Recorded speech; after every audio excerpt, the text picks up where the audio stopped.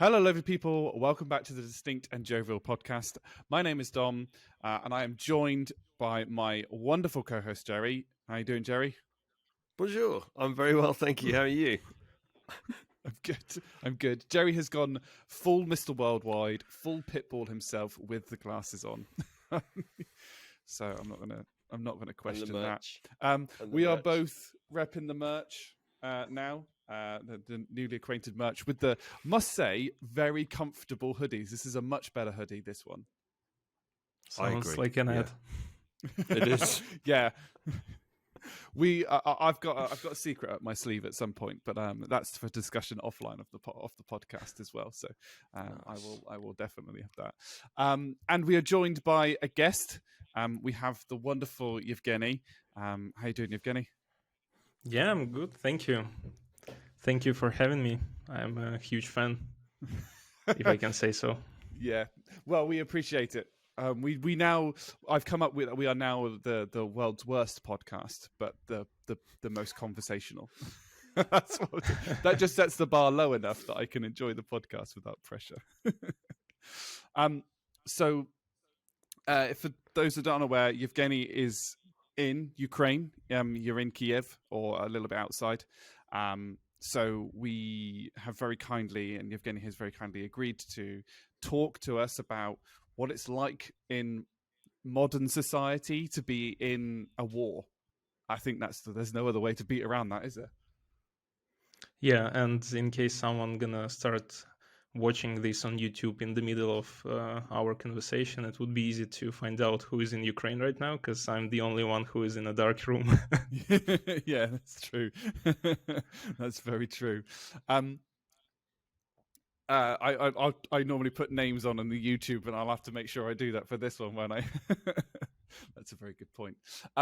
It is the 16th of December. It is freezing outside in the UK. I have no idea what's the temperature like in Ukraine at the moment. I think it's -2. Not that bad, actually. Oh, that's fairly toasty compared to what it was. I saw -9 on my thermometer last night when I was driving home, which for the UK is horrendous. That's insane. Yeah. We're on episode 19, and as I always say, the views that we express on the podcast do not represent the companies that we work for. I get to say companies this time as well, so that's always good. We're not going to start with the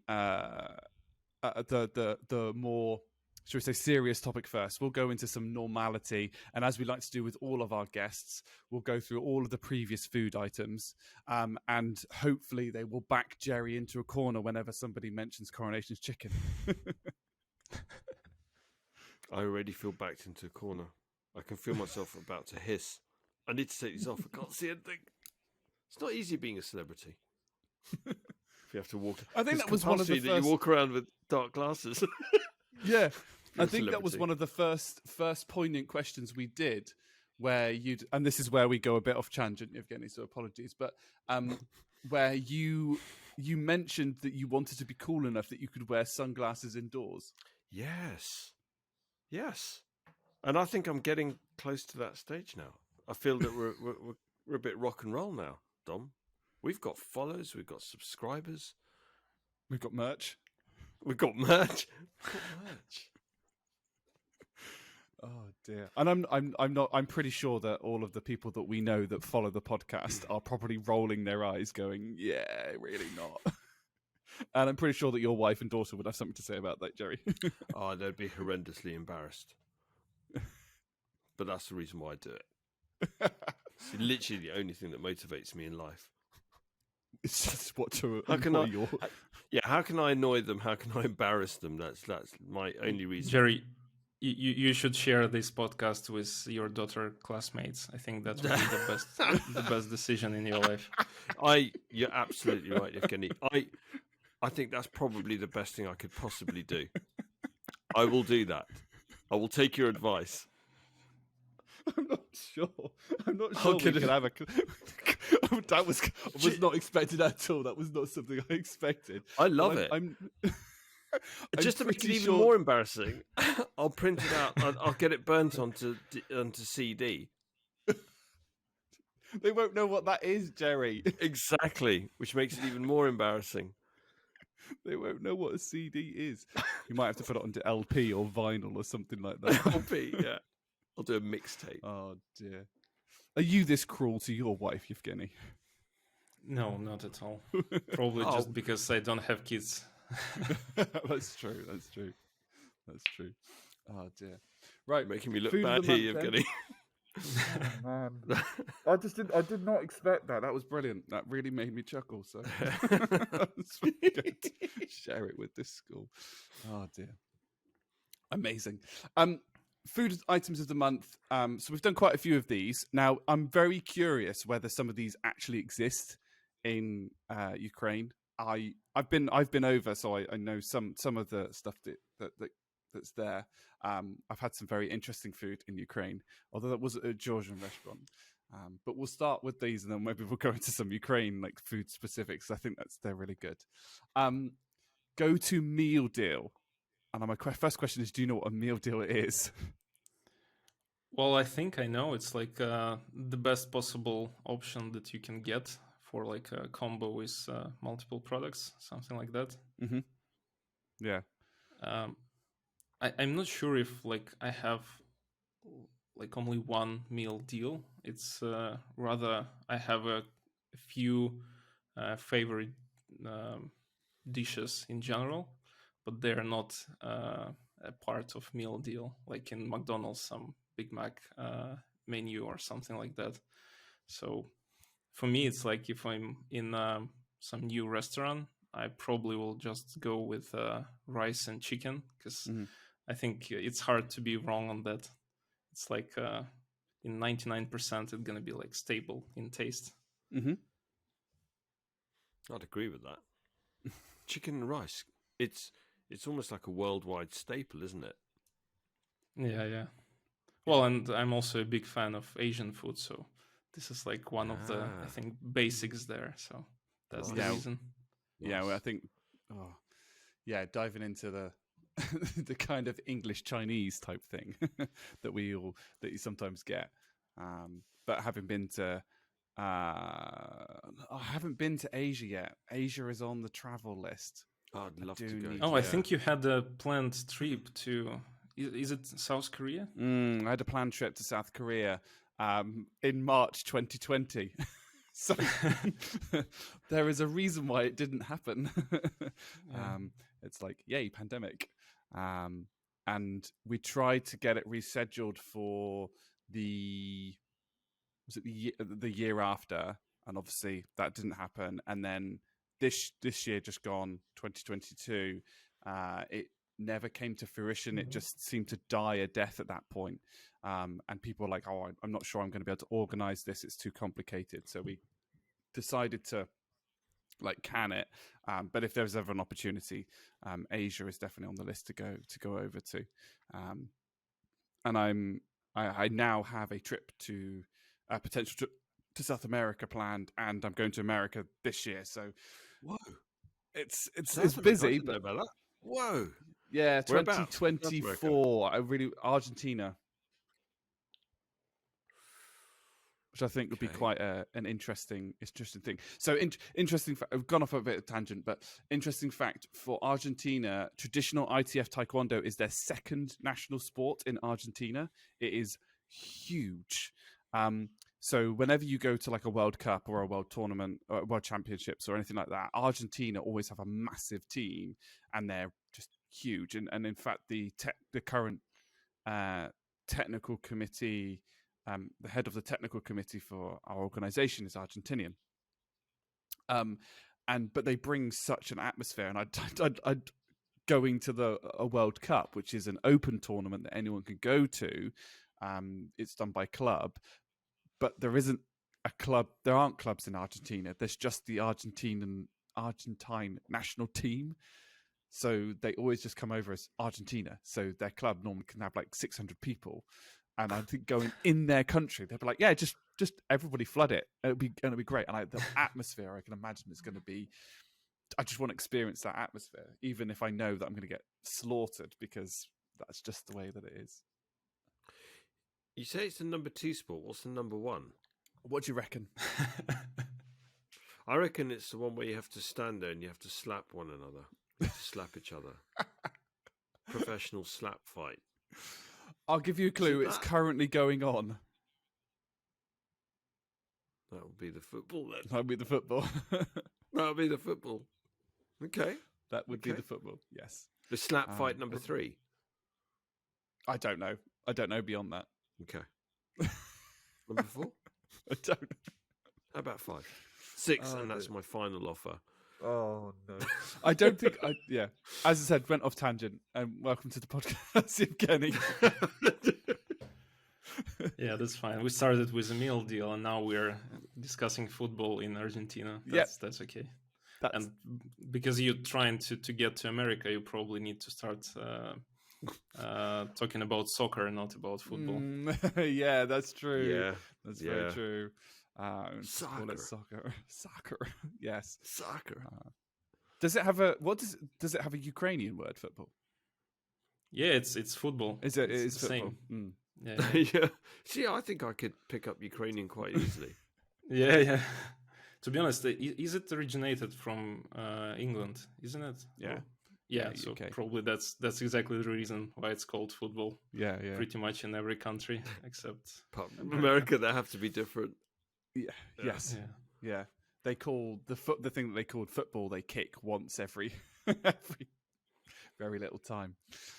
This is what bugs me every time when I'm in Reddit, because for like normal football they call it soccer in the Reddit app, so it's very confusing every time. Yeah. It's very like you have to be careful with when you're on the internet, and I suppose it's just a way that it is. The internet is very Americanized, so I mean that makes it consistent if we're all there. You know, for myself, for Yevhenii, for you, Jerry, it's all consistent for us. But it does mean that sometimes you read something, you go, "Hang on a minute, which one are we talking about? Are we talking about football, or are we talking about football, or are we talking about soccer?" So you have to kind of pick it apart. Oh dear. We'll go on to the second one. Your go-to McDonald's breakfast. To be honest, I think till I was maybe 18 or something like that, I never understood the breakfast in McDonald's. I just didn't get why I cannot get the cheeseburger in the morning. Yeah, I remember, I think it was a year ago or something when Jerry was complaining about that. And I was totally agree with you. Thank you. But then something happened, and one of my friends suggested me to try fresh McMuffin, and it's appeared to be pretty good, to be honest. But the one that has no eggs in it, because I don't really understand why should you put any eggs into burger. It doesn't make sense to me at all. But fresh McMuffin, it's not that bad. So yeah, Yeah, I I can suppose take so. it every time I'm in McDonald's in the morning. You're also a coffee codename lover, pork aren't you? Scratching. Oh. Yeah, and coffee, Yeah. obviously, Yeah. some latte. McDonald's coffees are brilliant. McDonald's coffees, I think it's the best actually you can get. I prefer it to Starbucks, and really, there's a story behind the McDonald's coffee, but I'll come back to that in a second. Codename No, pork I'm- scratching would vehemently disagree with you with regards to so without giving too much away, there's a bit of a clue, reckons that egg goes well with everything, so in pizza and also in a burger. In Yeah, pizza, okay. Yeah. Come on, Cody. And anyway, Yeah, I hope so- I will never try this. No, apparently it's a game changer if you have egg in a burger. Yeah. No, not for me. Not for me, no. Not for me either. But don't knock it until you try it, I suppose. I haven't tried it yet. I want to hear about the So- coffee being better than Starbucks. Yeah, so, well, I think it's better than Starbucks. There is a story behind it. So, McDonald's basically poured millions and millions into sending people around the world and researching on getting the best coffee and sourcing the best coffee beans. So what McDonald's said was, we want to basically provide the highest standard of coffee, if nothing else, because I mean, Americans are big coffee drinkers, but actually coffee's a big thing worldwide now anyway. They source and have some of the best coffee in the world. And the standard of coffee that you have at McDonald's, basically the point is, don't just go, oh, it's a McDonald's coffee. Actually, it's bloody good coffee. It's as good, if not better, than other main chains. Could they may or may spend not that have been amount of money again on making sure that the damn ice cream machines constantly work? Seems that they seem to be permanently broken in every franchise McDonald's that we have. They've run out of budget for that. They spent it all on the coffee. Spent it all on the coffee, and now can't do an R&D on working ice cream machines. No, there's nothing left. Nothing left in the pot. Oh dear, that's amazing. I didn't know that. That's really. It's interesting. Let's go. Yeah, interesting that you mentioned coffee, because we don't have Starbucks in Ukraine. So when I was first time visiting Starbucks, I don't remember where was it. I think it's either Switzerland or Spain.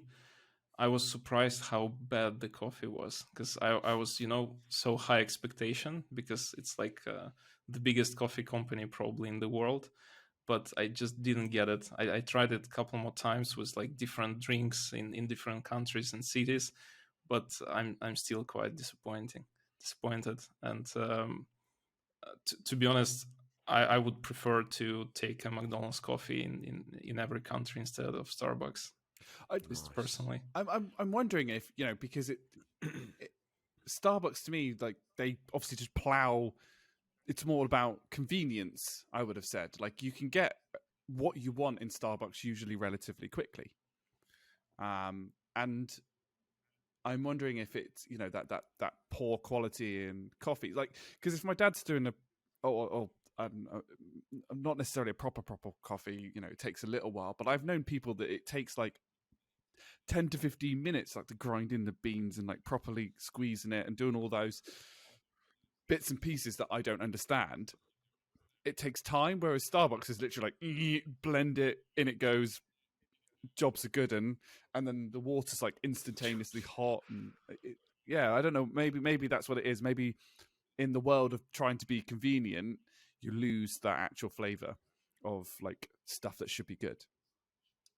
But they do have some luxuries, Starbucks, I've heard, where they have like a special beans and stuff like that, and probably there they have the proper coffee.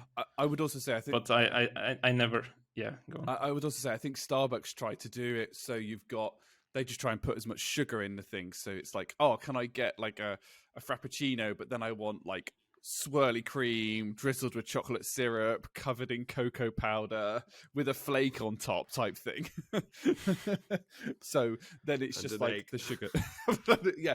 Ask Pork Scratchin if an egg goes on a frappuccino. he'll probably say yes. I think he'll probably say yes. Oh dear. Oh no. I've got terrible visions now of an egg on top of a coffee cup, and that just doesn't. That makes me mildly uncomfortable. Yeah, I'm not gonna lie. Mildly uncomfortable. Such a British thing to say. Sorry. Very mildly uncomfortable. Oh dear. And well, and I now have had two people. We now have two people on the podcast who agree that you should be able to get a burger whatever time the day. Yes, Yevhenii. Interesting. I found out. He's the man. I found out on a 24-hour McDonald's what time they stop serving burgers. Oh yeah, go on then. 5 a.m.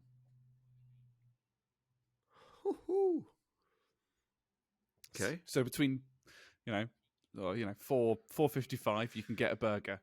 5 a.m. switches to the breakfast menu, and it's like that for 6 hours till 11. And the problem is that sometimes they do have cheeseburger after 5 a.m. still, because there is like a process chain, but they cannot sell it to you because of the way software configured. Yeah. Right. How stupid is that? And by the way, I want a burger for breakfast. I pay With an my egg. taxes with an egg, without an egg. I don't care. I want a burger.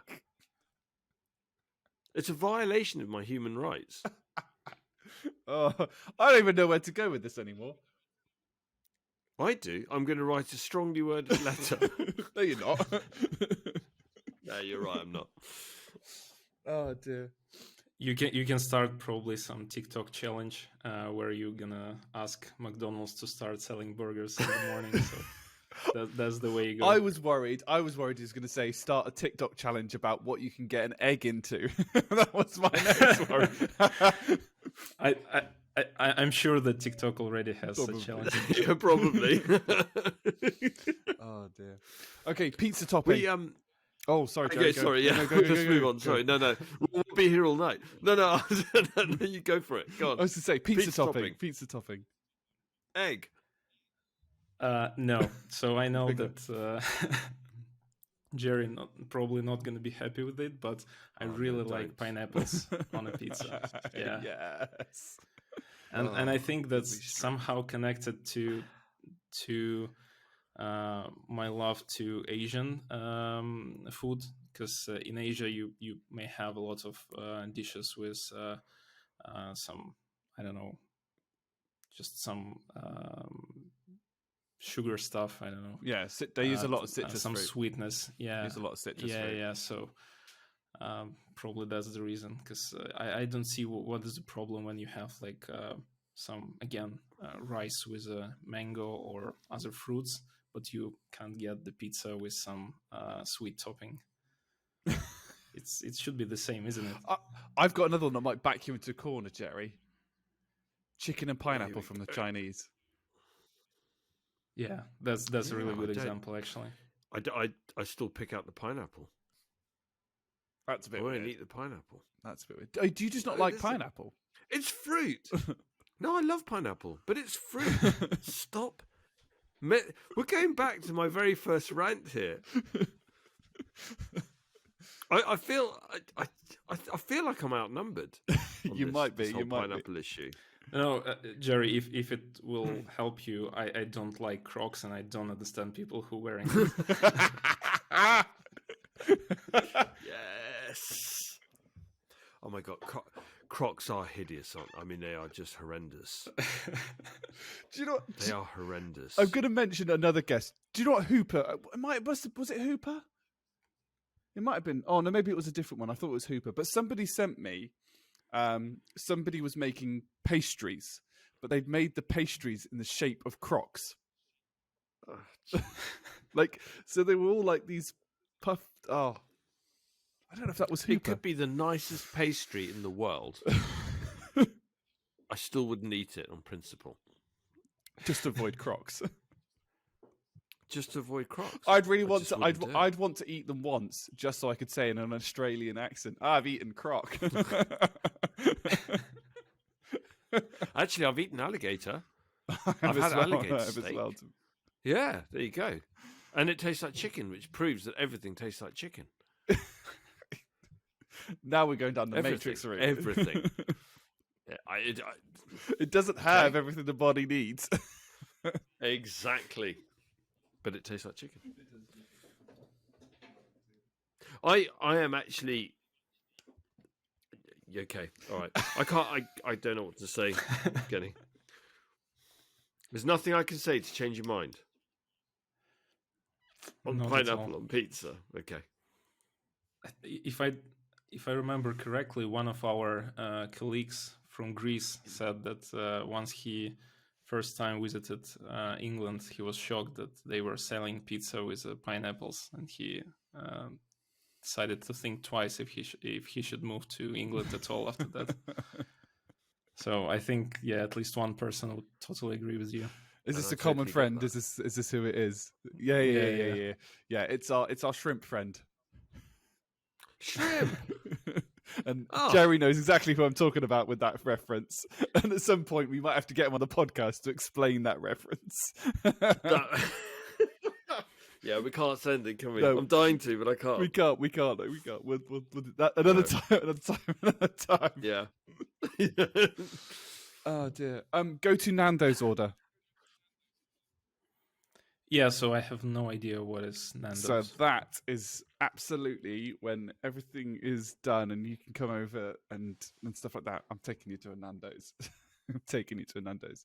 Because so Nando's is it's a chicken place actually.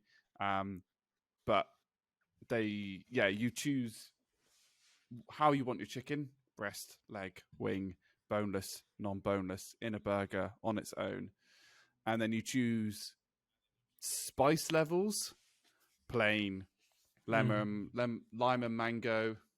Can't remember the other herb one is, and then it just goes, and then it's just heat levels. So, how 3, 4, 5 So chilies. garlic as well. Yeah, there must be garlic? that must be it. Garlic Yeah, and it's herb garlic. must be the other one. That's Garlic and herb. Yeah. Yeah. And then you choose Sounds sides. So you can choose everything from like, chips or fries, as Americans fries, soccer and fries, or like halloumi, peas, sweet corn, corn on the cob, broccoli, like loads of different like sides, garlic bread. They have a real mixture at Nando's. You look surprised. okay. Did you That say- sounds like it sounds like a healthy KFC or something. That's actually a really accurate way of describing it, actually. Okay. Yeah. Absolutely. It is. Yeah, I'm totally interested. Yeah. Although I think I'm not happy about broccoli. It's a bit too healthy.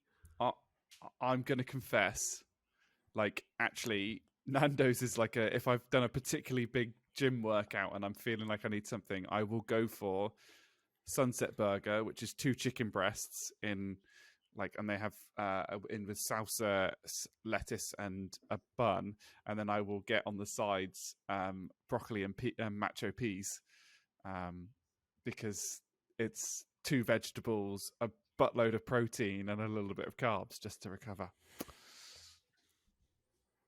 It's perfect. How do you manage to keep the broccoli down? How do I manage to keep the broccoli down? Yeah. Very easily. Are you not a broccoli fan? No, it's one of. So we haven't done this yet on the podcast. We've not done this. Maybe one to pencil in. No, pointless vegetables. Flavorless, pointless vegetables. Oh dear. And broccoli is there. It's up there. I don't care how good it is for you. It's up there as a useless vegetable. I think broccoli's like top 3. Really? Yeah. It's got no flavor. No. It's got no flavor. That's the thing. You can basically cook it and give it a bit more taste with the way of which I don't know flavors you're gonna use. So that's if really, you boil broccoli, it's really good. then yes, it has no flavor. But if you fry it, roast it, and add like proper flavor, broccoli comes out. When broccoli caramelizes, it's really nice. Okay. Like By kale, the way, dude. Well, I was just going to say, like kale, do you know the best way to cook broccoli? Okay. Plenty of oil, so it's a lot easier to scrape into the bin. I'd agree with you on the kale. Oh, dear. Yeah, you have to do that with kale. Sorry, Yevhenii. Yeah, do you know this Disney cartoon where like small, colorful humans live in your head, which corresponds to anger? Inside and, Out. How it's called? Inside Out. That's Yeah, it. yeah, exactly.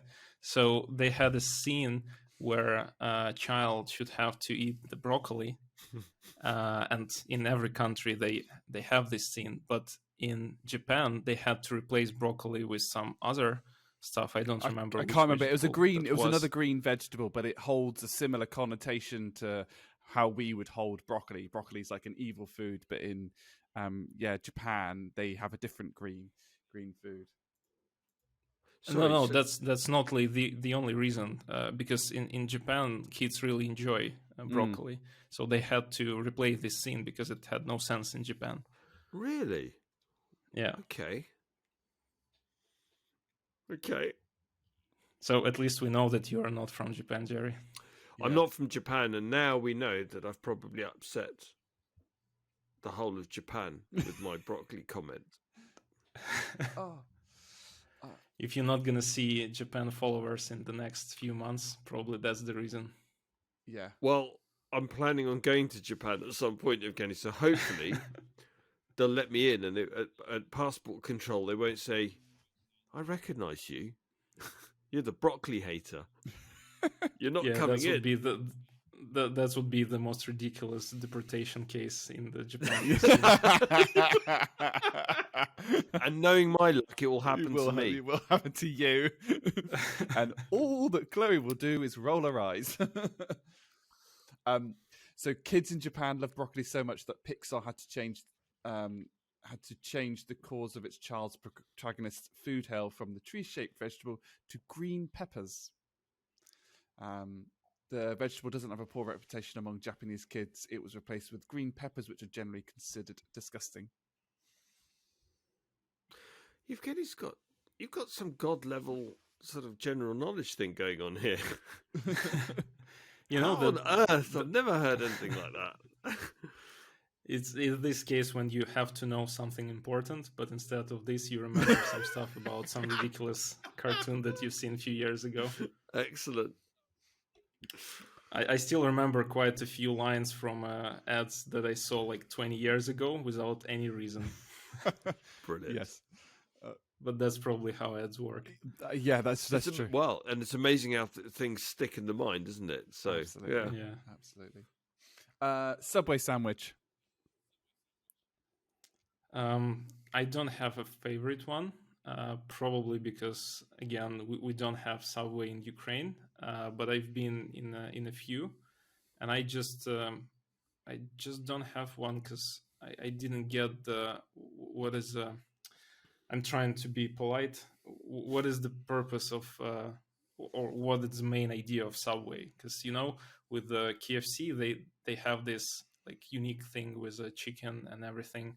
In McDonald's, they have a specific taste, if that makes sense, which you probably know that this burger is from McDonald's, stuff like that. And like every main fast food has this like specific thing, but in Subway, I just don't know what it is, to be honest. Probably that's my problem.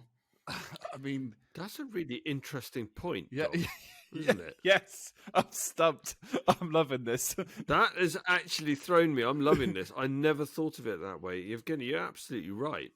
What's the unique selling proposition of Subway?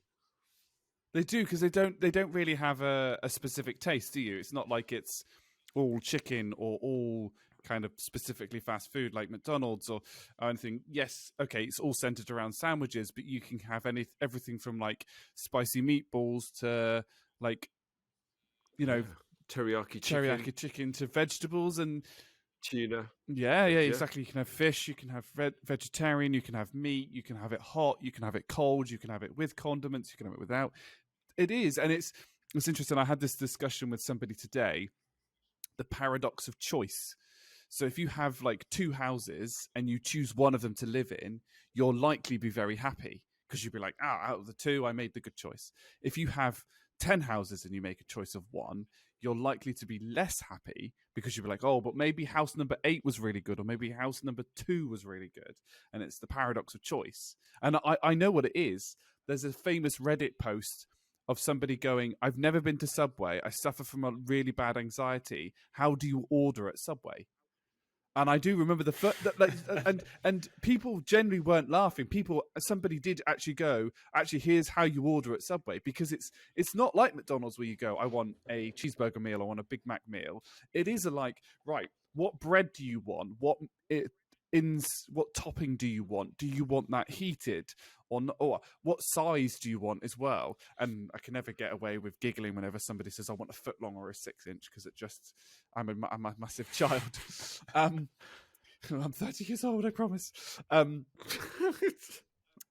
then so then you have to decide, do I want it heated or do I want it cold? And then when you get it back out, you've had this, and then you've got to decide, right, do I want olives, peppers, lettuce, and a bunch of other vegetables. Like, well, if I've had it heated, do I want that? Is that going to taste weird? Is it going to make the bread soggy? Then you have like, do you want condiments? Do you want tomato ketchup, mustard, mayo, burger sauce? You can get burger sauce for a Subway. So actually, when you deep this, you're not wrong, Yevhenii. You are right, and yeah. I think if we Yevhenii, if we were to take you to the next board meeting of Subway and you were to literally just say what you said to us, I think it would make everybody in that room question their life choices. You'd probably get mass resignation, existential crisis. Yeah, absolutely. The CIO, chief marketing officer, everyone would just go, yeah, you know what? I don't know what's going on. I don't know what I've signed up to. I'm done. To be honest, I'm not now curious to Google their mission statement, because every big company should have a mission. You're right. So the Subway system that's their mission, is committed to providing a wide range of great tasting, healthier food choices while reducing our environmental footprint and creating a positive influence in the communities we serve around the world. So that's it. Yeah, I'm just reading it. It is about 3 lines long. To provide a wide range of great tasting, healthier food options while reducing our environment footprint and creating a positive into the communities we serve around the world. Take a breath. Yeah, interesting. What a brilliant thought. You just don't think it. And after the week I've had, I shouldn't be deeping these things, but I do. It's just really good. Oh dear. That's what you're gonna think about today before. Yeah. I'm gonna wake up at 2:00 tomorrow morning, being like, "What is the purpose of Subway?" Just what is the purpose? I think Yevhenii has literally dismantled it. Absolutely. Last topping by topping. To be fair, it's easy for me to judge because they don't have any stores in Ukraine, so I wouldn't be banned from Subway.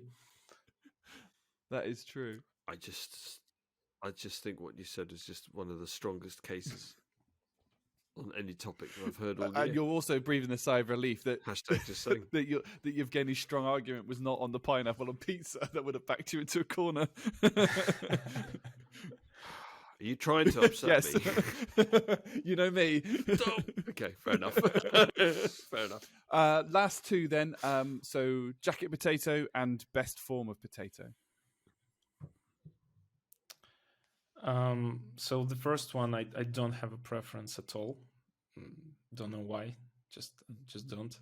About the form, I'm not sure how it's called in UK.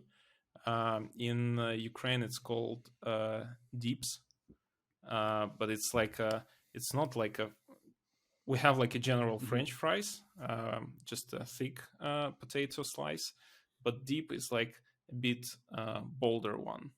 It's like a bold French fries. That's very yes. It makes as a fellow engineer, that makes a lot of sense to me. Bold French fries. That's really good, as opposed to an italic. Like a Dwayne the Rock Johnson sort of version of a chip. Yeah.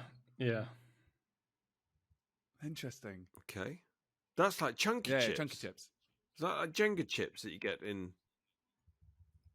pubs here? Must be. Probably. Chunky. How it's called? Jenga. So if you put in CHUNKY, Google it. chunky.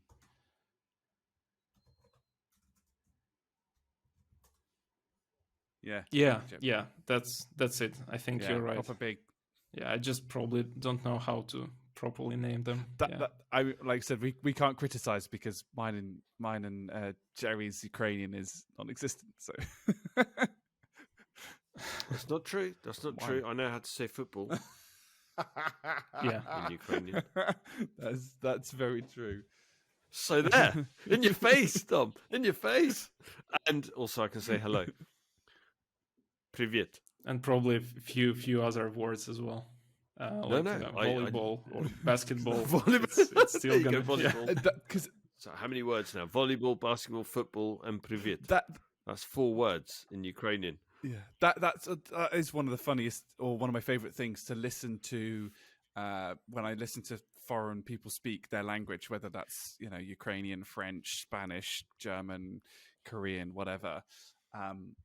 American, no, sorry, too far. Where you're listening to a conversation and you don't understand anything. It's like and then you hear like football and basketball. The only time I ever get concerned is when I hear Dominic. I'm like, hang on a minute, you're talking about me here. I'm not. That's stupid.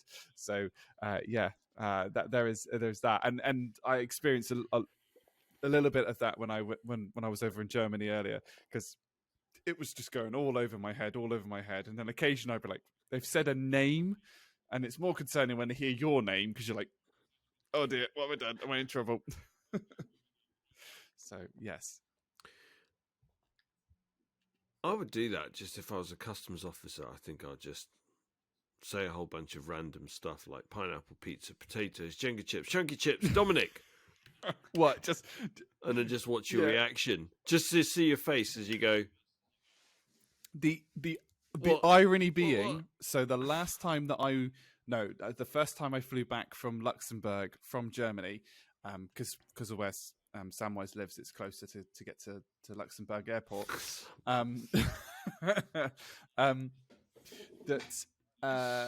So I went in and I started my conversations in French with the people at the desk to give your ticket in and put my baggage into the plane.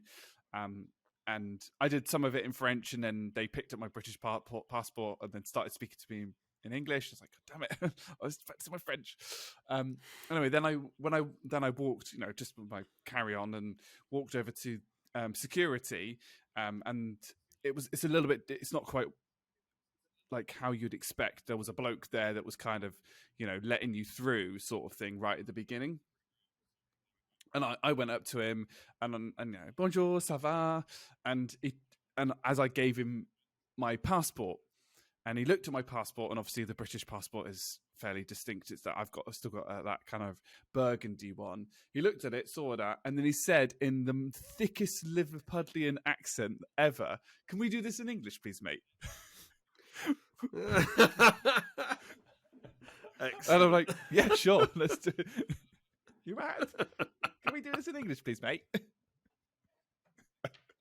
Really strong Liverpudlian accent, and that's a very distinct accent that can be. So yeah, and then it's very difficult to emulate. Yeah. I'm not good at accents, so that's not. I'm not even going to. I can do one accent reasonably okay, and that's my Arnie, which I don't think I've done on the podcast yet, but I'm not going to destroy your ears with today. Yeah, you have. I'm sure you have. Possibly, I think I might have done it in the last podcast. Yeah, you did. I can't remember what it came up. You did. I'm trying to remember. Yeah, but you did it. You did it well. Right. Let's move on to is it a topical event, I suppose, is it, Yevhenii? That's probably the best way to describe it.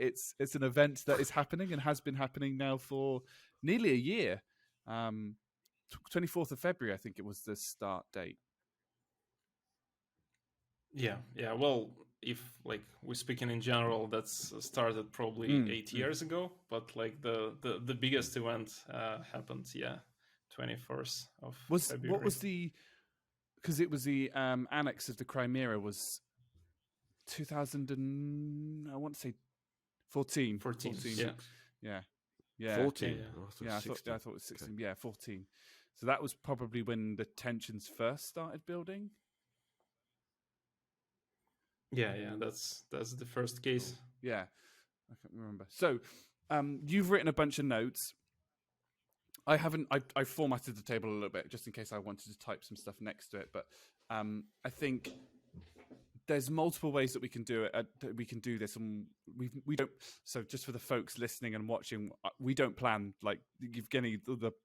The planning that you've been involved is about as much as planning that me and Jerry. In fact, it's more than what me and Jerry normally do. We just, that's the point. We're the world's worst podcast, but we're all about a conversation. So I saw there was some bits it kind of jumps around a little bit, and that's totally okay. So we're just, so for folks listening, we're just going to jump into some notes that Yevhenii has written, and just listen to I suppose, what it's actually like being a citizen in like a modern war, but also just in you hear all the stories. The reason why I've set some context. The reason why I wanted Yevhenii you to come on is, generally on the news you hear about the people that that are normally on the front lines from the media. So you only get the media side of things, which I think you've raised a couple of points about the media as well on it as well on your points. But also that's what's interesting for me is there must be, I could be wrong, there must be days where it's I'm going to use air quotes, it's normal in terms of like, the day is still happening, but there is still a war in your country, and it's just such a thing I couldn't fathom. I was just so curious, and it's one of the reasons why I would love to have got you on. Yeah, I mean, like today, and there is war going on, but I'm sitting with you laughing about pineapples and writing a podcast. So, how crazy is that? Yeah, I don't know where to start. Probably we can start from my morning in 24th of February, because it was also quite interesting one. So obviously I was looking, well, not probably looking for a war, but I was reading the news, and I know that something going on around the borders, some tensions and so on. And we decided that we don't want to leave Ukraine in any circumstances, because pretty much if you leave the country because of some of the threats, you're basically giving what the bully wants, right? Because that's kind of one part of the war. It's not like a physical stage, but also mental, where you try to destroy the economy, so people leave the country and stuff like that, so it's easier to conquer. So that's one of the main beats. So we decided that we want to stay, but just in case things gonna be pretty bad, we're gonna create our emergency backpack. So we had it prepared in advance for probably a few weeks before invasion started. And as I can say, that's a very good thing to do. So in case anyone lives in a country next to Russia, I totally can recommend to have one. What's interesting is, again, a little bit of context. So myself and Yevhenii have worked together very, very closely for several years. I haven't been to Kiev since I've known you, but you have been to the UK. I know your favorite beer and things like that. So that's the most important thing. And we had a catch up, I think, a couple of days before, and it was very kind of, what's going on? Like, there's this elephant in the room. Do I bring it up? Do I not bring it up? And you were very candid and kind of like, no, we've got full trust in like the army, our army. That's the word I was trying to think of. Just kind of went out my head. So we're not panicked or anything like that. So yeah, very interesting to hear that you had like an emergency backpack, so to speak. Yeah. So basically, when in the morning everything started, we probably have a pretty good windows, and pretty good sleep, so we haven't heard any explosions as some of our other friends. And I just woke up in the morning without no reason, and just noticed that my phone is blinking. And I noticed that a few friends tried to call me, but the problem is that I usually use silent mode when I'm going to sleep, just so nobody can disturb me. And they were trying to call me for, I think, 3 hours so far, because they already like woke up and know that everything happening and tried to reach me out so that I'm aware and stuff like that. So I just opened the news and I saw what's happening, and I said to my wife, okay, let's probably take our backpack, take a shower, prepare ourselves, and go. Because we need to pick up my mom, my wife's relatives, because we are the only one who has a car in the family. So we wanted to gather like everyone, so be together and not lose everyone. And yeah, it was fun because quite a few friends asked me like, why you didn't just dress up and just go away? Why do you need a shower or something? And to be honest, I just cannot start a day without a shower, so that's probably was the reason. I agree with you on that point. That's the one thing I do as well. I can't start the day without a shower. Yeah, Jerry I needs mean, injecting with coffee. yeah. Oh, yeah. I mean, if someone is going to kill me today, at least I'm gonna be fresh, right? So yeah, we picked up. We took the backpack and probably a few t-shirts with us, which, as we discovered, was a big mistake because we planned to get back to the apartment after we gather everyone. And spoiler alert, we get back then in 2.5 months. So that's wasn't exactly as we planned. And to be honest, it was quite fascinating to see, like, you are in the middle of this Hollywood movie about the apocalypse, because obviously there are some explosions. Traffic is, you probably would never see traffic like that, just literally the whole town trying to get out, and obviously nobody can because it's stuck from every place. And people like having a lot of backpacks, suitcases, and trying to basically pick up everything they can from their houses because somebody probably don't expect to came back. So yeah, it was quite an interesting experience. Usually road to my mom takes probably 30 minutes. That day it took 4.5 hours. And it was actually we were able to avoid quite big pieces of traffic, because at some point, just for context, she's living in a small town near with Kiev, and it's like in the northwest of the Kiev. And I decided that it would be a good idea to avoid all of this traffic, instead of going to the west, where is everyone heading, to go directly to the north, in the like in the way to Chernobyl. And because obviously nobody will go to Chernobyl at this point. And it helped me to avoid a lot of traffic. But as I understood later, I was quite stupid because I didn't realize that Russian troops are not coming in only from the east, but they also invading from the Belarus, so from the north. So I was like heading directly to them. And we still remember with my wife how I tell to her, you see how smart I am, nobody is here, our road is free, we can go easily. There's a reason for that.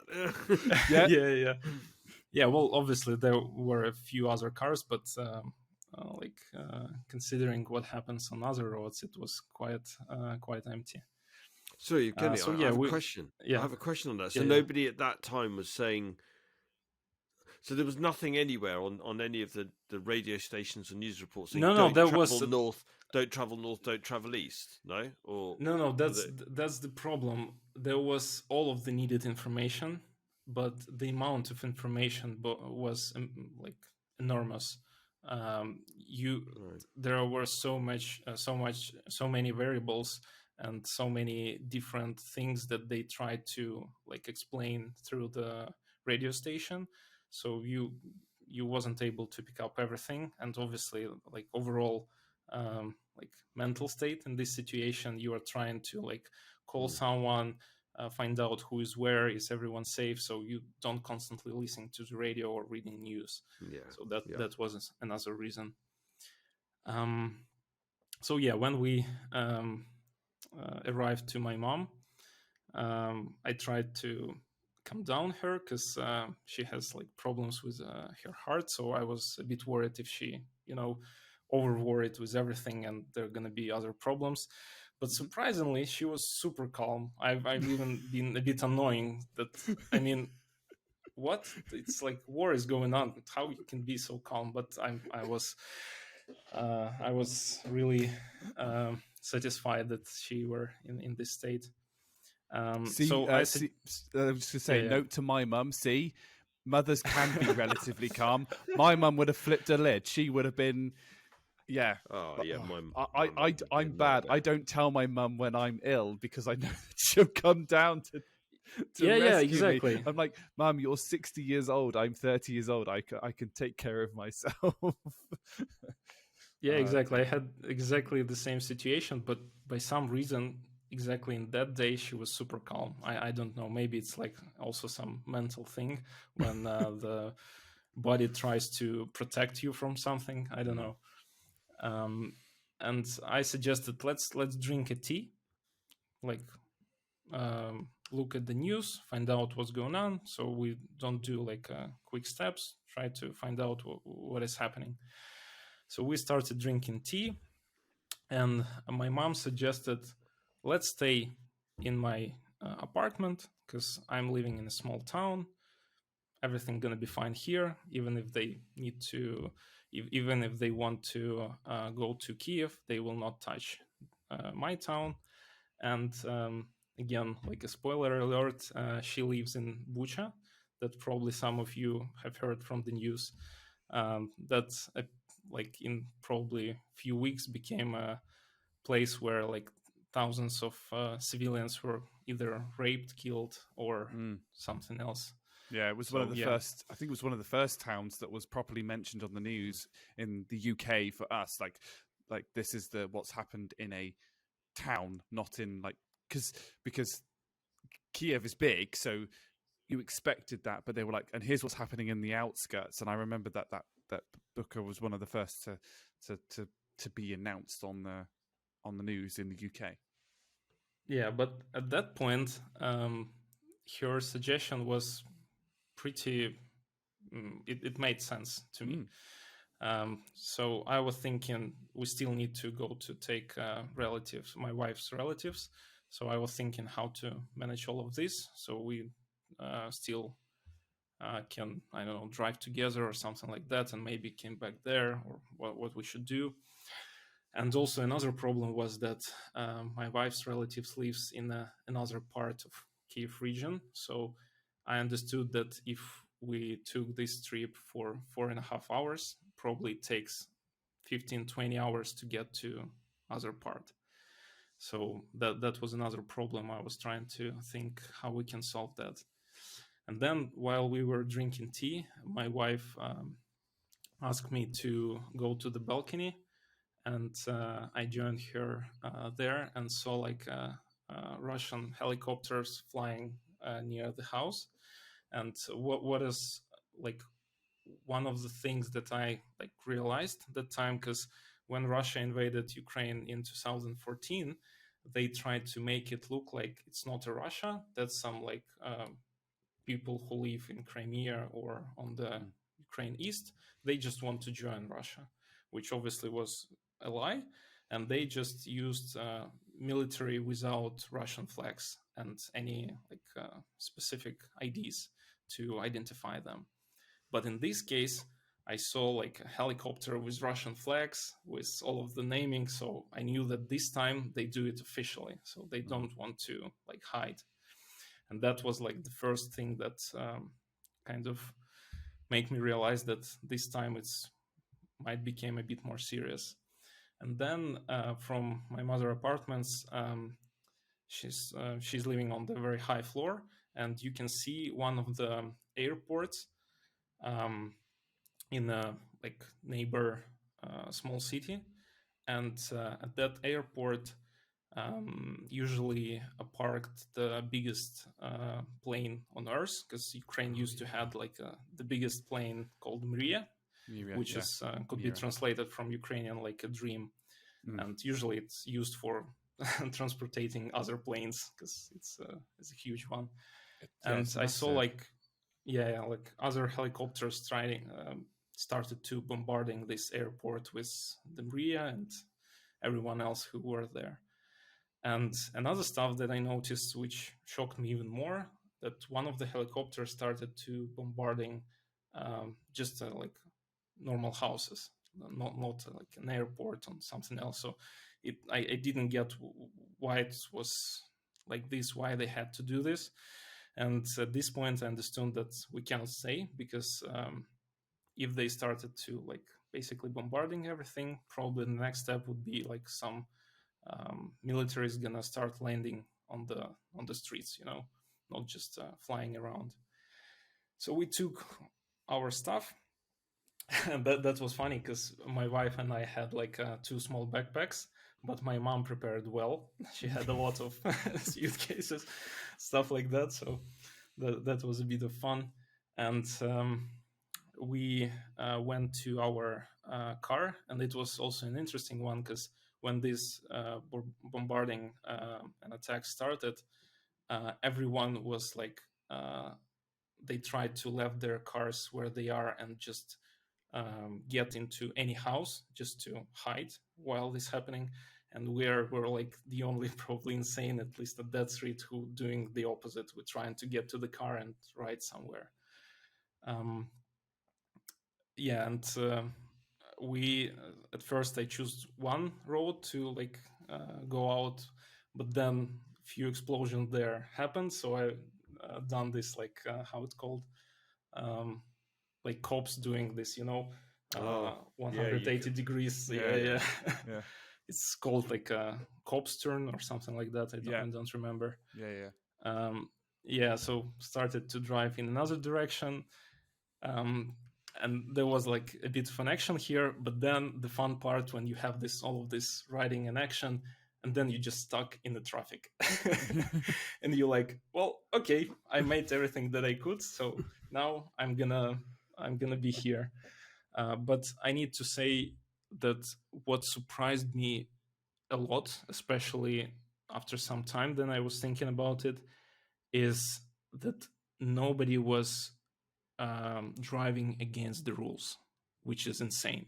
So obviously when you see a lot of explosions nearby, you will probably like start driving into the opposite direction just to get out of there. But everyone were like in the same line, and another line was totally clear, so that if everyone wants to go to another direction, they can do so. And if anyone from Ukrainian is gonna listen to that, thank you all for being such a good drivers that day. I think that also helped a lot.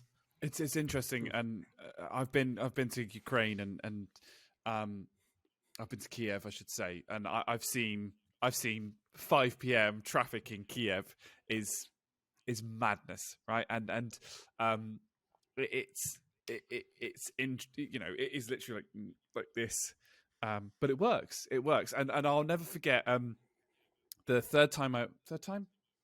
second time I went to Ukraine, to Kiev. We decided to walk from the offices back to our hotel. This was in July, so it wasn't my February trip where it was like -40 because the February was like freezing. But you got like 8 lanes of traffic, like 4 going one way, 4 going the other, and you just have a zebra crossing, as we would call it, so white and black lines across the thing. And we were kind of like, we need to cross the road, do we just use the zebra crossing? And we kind of sidled up to it, and this young Kiev lady, she just walked up to it without a care in the world, stepped onto the crossing, and all 8 lanes of traffic just instantaneously halted. And then she walked across, and I went, that's clearly the way to do it, just go. I have to admit, I was a bit like, go, put my foot on it, and they all stopped. I was like, okay, quick, go, run. And one of our British colleagues that was with us, he was at the back behind us going, sorry, in true traditional British style as he crossed the zebra crossing. So yeah, that's really impressive. And what one thing I want to kind of take from what you're saying is, obviously you're telling us our story, and I'll let you continue. But every person in Ukraine will have these types of stories. that from when it started. That's what's I don't want to say fascinating is the wrong term, but that just is like almost like heart wrenching, and you don't realize like the pain that people go in until you kind of experience it.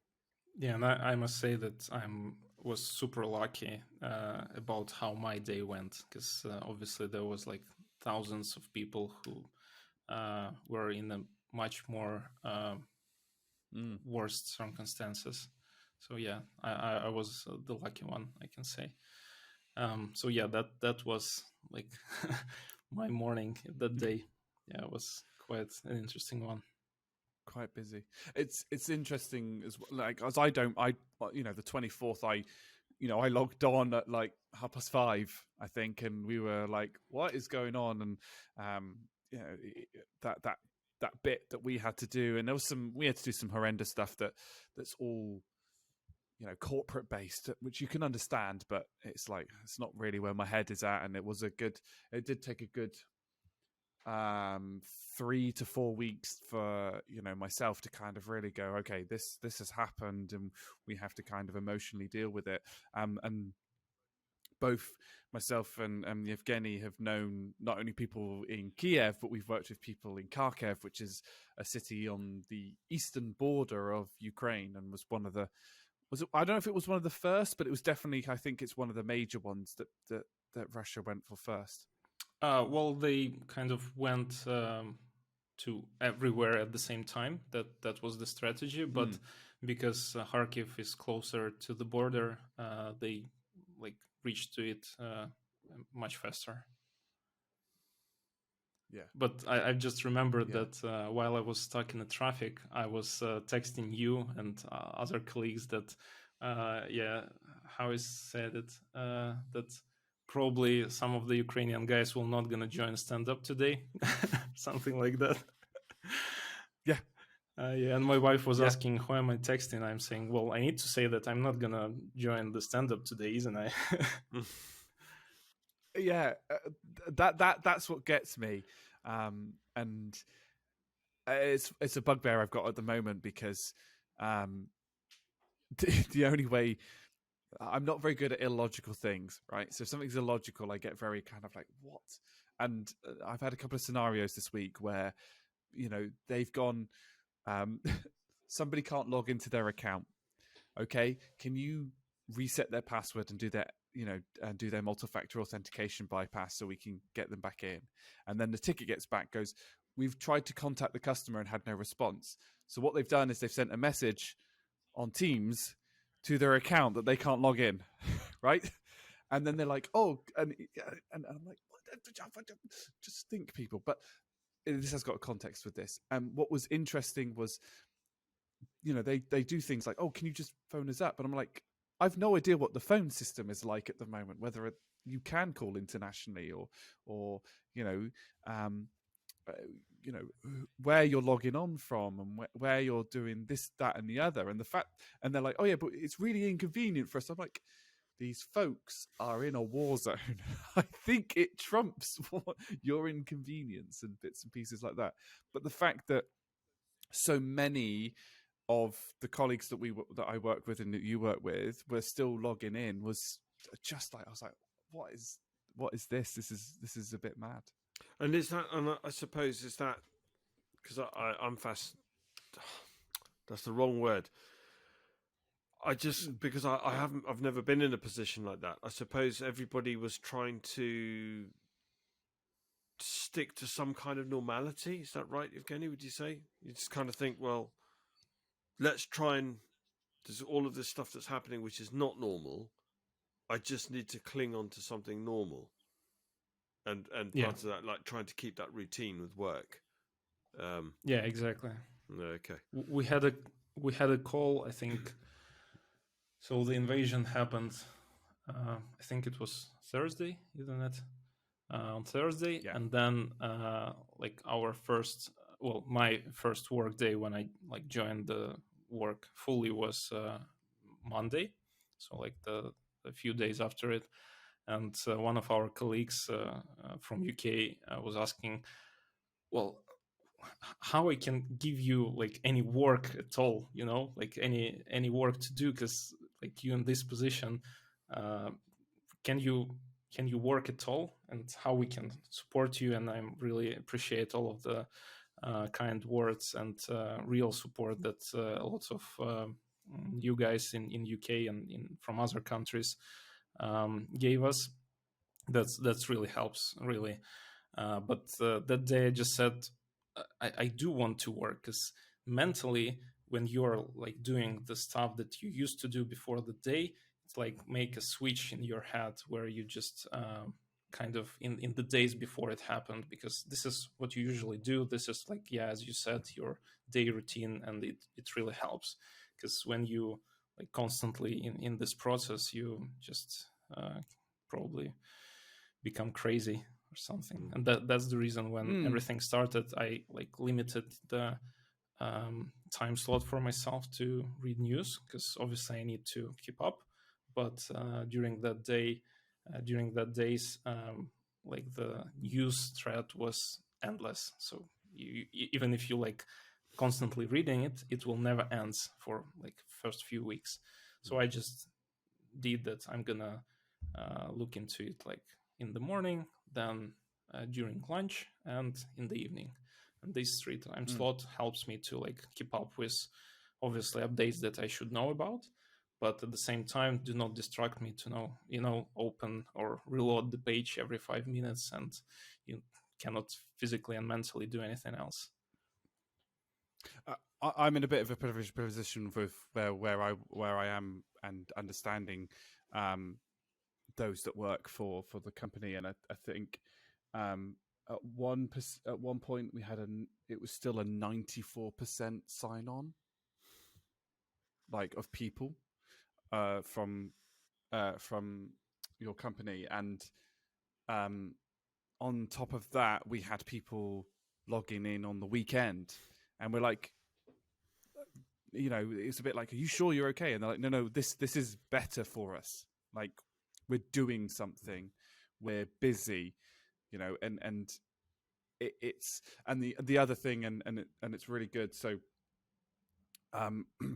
shout out to the companies, which I'm sure if you did enough research, that's probably the only thing we don't want to do. But am I right? Did they give you pay in advance so you could give that towards governments and stuff like that? There was definitely something I read, wasn't there? Yeah. So they gave us like an additional bonus for everyone without any exceptions, and we are able to spend it the way we want. So if we need to like rent an apartment in the new place, okay. If you want to like donate it to army or humanitarian aid, that's also fine. So just spend it the way you want. That also was very helpful.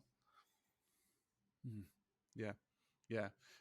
And I'm gonna say, by the way, and I hope you don't mind me doing this, Jerry, but in the description there will be links to specific places. I've got some from a person that we both know, Yevhenii, that directly go to the causes rather than going via another charity, which sometimes takes some of it out. So I'm going to put those in the description of the Spotify and all of that, because I think I really want to encourage people that this, to me, is the best Christmas present that you could give these folks here. Now, okay, this is going to come out after Christmas, but it's going to be a new year, and it's something to kind of go with. I always forget that we record this like before Christmas and it goes out afterwards, so I might that up a little bit. But the point being is those are going to be in the description. So I hope you don't mind me doing that, Jerry. No, it's fine. Yeah, and thank you from me and from all of the Ukrainians, and in general, that I think the one of the fears that we had in general, that yes, we have this like enormous support at the beginning, but there was a huge risk that from time within a time people just get used to it, and it's gonna be like, okay, that's just another war. I think that's we tried. Maybe they just should do something with it, and we can just probably stop making any additional support. But hopefully that wouldn't be a case, and currently 10 months passed, and we still see a lot of support from many countries. So for everyone listening, thank you so much for everything that you did and keep doing. It's interesting. We mentioned about the media before, and I don't want to give the Russian propaganda really too much attention, but the way that the media is manipulated. So I've just gone to be the 24th of February. The biggest news story was live updates of what is happening in Ukraine. Right, there's no other way for it. That isn't even on 1, 2, 3, 4, 5, 6, 7, 8, 9. There are 9 top stories normally on the BBC. There's one big one, and then there's 8 kind of smaller ones, and then it starts getting into specific, sports headlines and bits and pieces like that, and around the UK and 3 things we love, entertainment news, like whatever. The biggest news story says the 16th of December. So the current biggest news story is about a Brixton, this is a Brixton crush. So there was a stampede. Then it's about the nurses' strikes within the UK. Then it's the weather. Of course, it would be it wouldn't be the UK without the weather. Mia mentioned somewhere. Great. Something, then there's more. There's some stuff about Twitter and Jerry's favorite person, who don't. Then it's about. I haven't got time. Let me make sure I've got a timestamp just in case I need to bleep anything out before Jerry gets on it. Then it's about Harry and Meghan and whatever is going on with that. That's just a thing. And then it's about a hotel aquarium that exploded. Right? There's the top 9 news stories. There, the war is not mentioned. The war. It feels like a Faulty Towers sketch, me mentioning the war. Do not mention the war. The Ukraine war. And I have to ask. I'll ask it in a second. It's interesting. You're right. Like, you don't want it to kind of fall out, and the reason why the BBC and on every newspaper they're there to make money, so they're there to do clickbait rather than actually trying to present what the heck is going on in our world. And you couldn't present everything that's going on in the world because it would be the program. There isn't, the amount of content that happens in the world is bigger than the ability to actually present it to one person. But there are certain things that you think, I'll be totally honest, a hotel aquarium exploding with no injuries to people is a bit like, great, very nice, sarcastic thumbs up. I'm more looking for, like, what's the status of this? What's the status of the protests around in Iran and Iraq and those areas? What's the state of countries that you actually want to kind of hear about and things like that? And I can get on my high horse. But one of the questions I would just very slight track. One question I would: what do you refer? The Ukrainian war, the Russian war, what do you refer to it as? Yeah, that's actually a very good question, because I think the best phrasing is Russian invasion, because I think one of the ways how Russia tried to manipulate the stuff could be the Ukraine war, because when you start using the Ukraine war, Russia is like out of the sentence. That's the first thing. And another thing, obviously, because a lot of economical and cultural processes, war here influence the outside world as well. You probably know about the wheat deals, because Ukraine probably it's the biggest producer of wheat in the world and stuff like that. So it makes impact in certain countries and stuff like that. And also it might have some bits of influence and inflation and other processes. And if you're talking about Ukraine war, in a lot of people's minds, it feels like the reason why we have like higher prices is because of Ukrainians did something and because of war in Ukraine. but I Yeah, can words assure are very you, powerful. we didn't want to do anything. Yeah, no. That's so right. That is so right. When you think about it, yes. And I personally, and I don't know about you, Jerry, but for my take on this, Russian invasion sounds like they're successful. That's why I always hesitate. So maybe I like to refer to it perhaps Russian attempted invasion of Ukraine, sort of thing. And you're right, actually, that puts the onerous on Russia. It is 100%. It is Vladimir Putin's fault. It is his fault. It's not. Not everyone else obviously when manipulated, and I'm in terms of what media is presented. But yeah, it shouldn't be Ukraine war, because it's not Ukraine that's at war. It's Ukraine is under invasion, and so therefore, yeah, that makes a real good sense. So, I know, Jerry, you haven't. I don't know what you think. Yeah, I mean, the Russians didn't ask for this, did they? Either. No, Right? no. So, the Russian people didn't wake up one morning and go, "Oh, yeah, I think this is a really great idea." It's all politics and power play. That's the thing that just sickens me. Absolutely, yeah. It's all those egomaniacal maniacs, Trump, Putin. Well, it would be fair to say that he still has a pretty big support. So we cannot say that this is like one person making all of the decision, because in that case Absolutely. we can say that during Second World War Hitler was the only bad person, because everyone else true. was just true. making what he asks. Very true. So That is yeah. I think no, I get where Jerry's coming from. It's one of those things that you don't want to label. That's the point. Like people come with generic labels. It's it's like how to phrase it. The people that voted for Trump voted not necessarily because they like Trump. They wanted change, and yeah, there will be people. It is not just one person. Although, absolutely, put me in a room with Vladimir Putin, and then unspeakable things shall never be said again. It is that influence and things like that. But yeah, it's that Russia war bit that I think is really that not using Ukraine's war, I think, is a really good way of doing it, and it's a really interesting way that I thought about it. Well, I think, and the reason. Sorry, go ahead. No, go ahead. No, I just wanted to say the reason why I'm like saying that it's not like the only one person who making all of the decision is because I'm fluent in Russian, so it's easy for me to read news and chats and all of this stuff. And I used to had quite a few friends from Russia, but once war started, one of them texted me, "Well, you don't know all of the truth."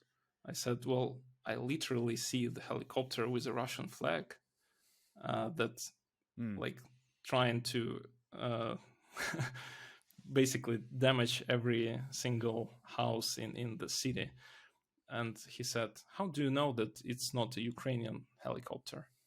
So people convinced that we're like making it all up. And there is how the Russian propaganda works. So they have different levels. They have a different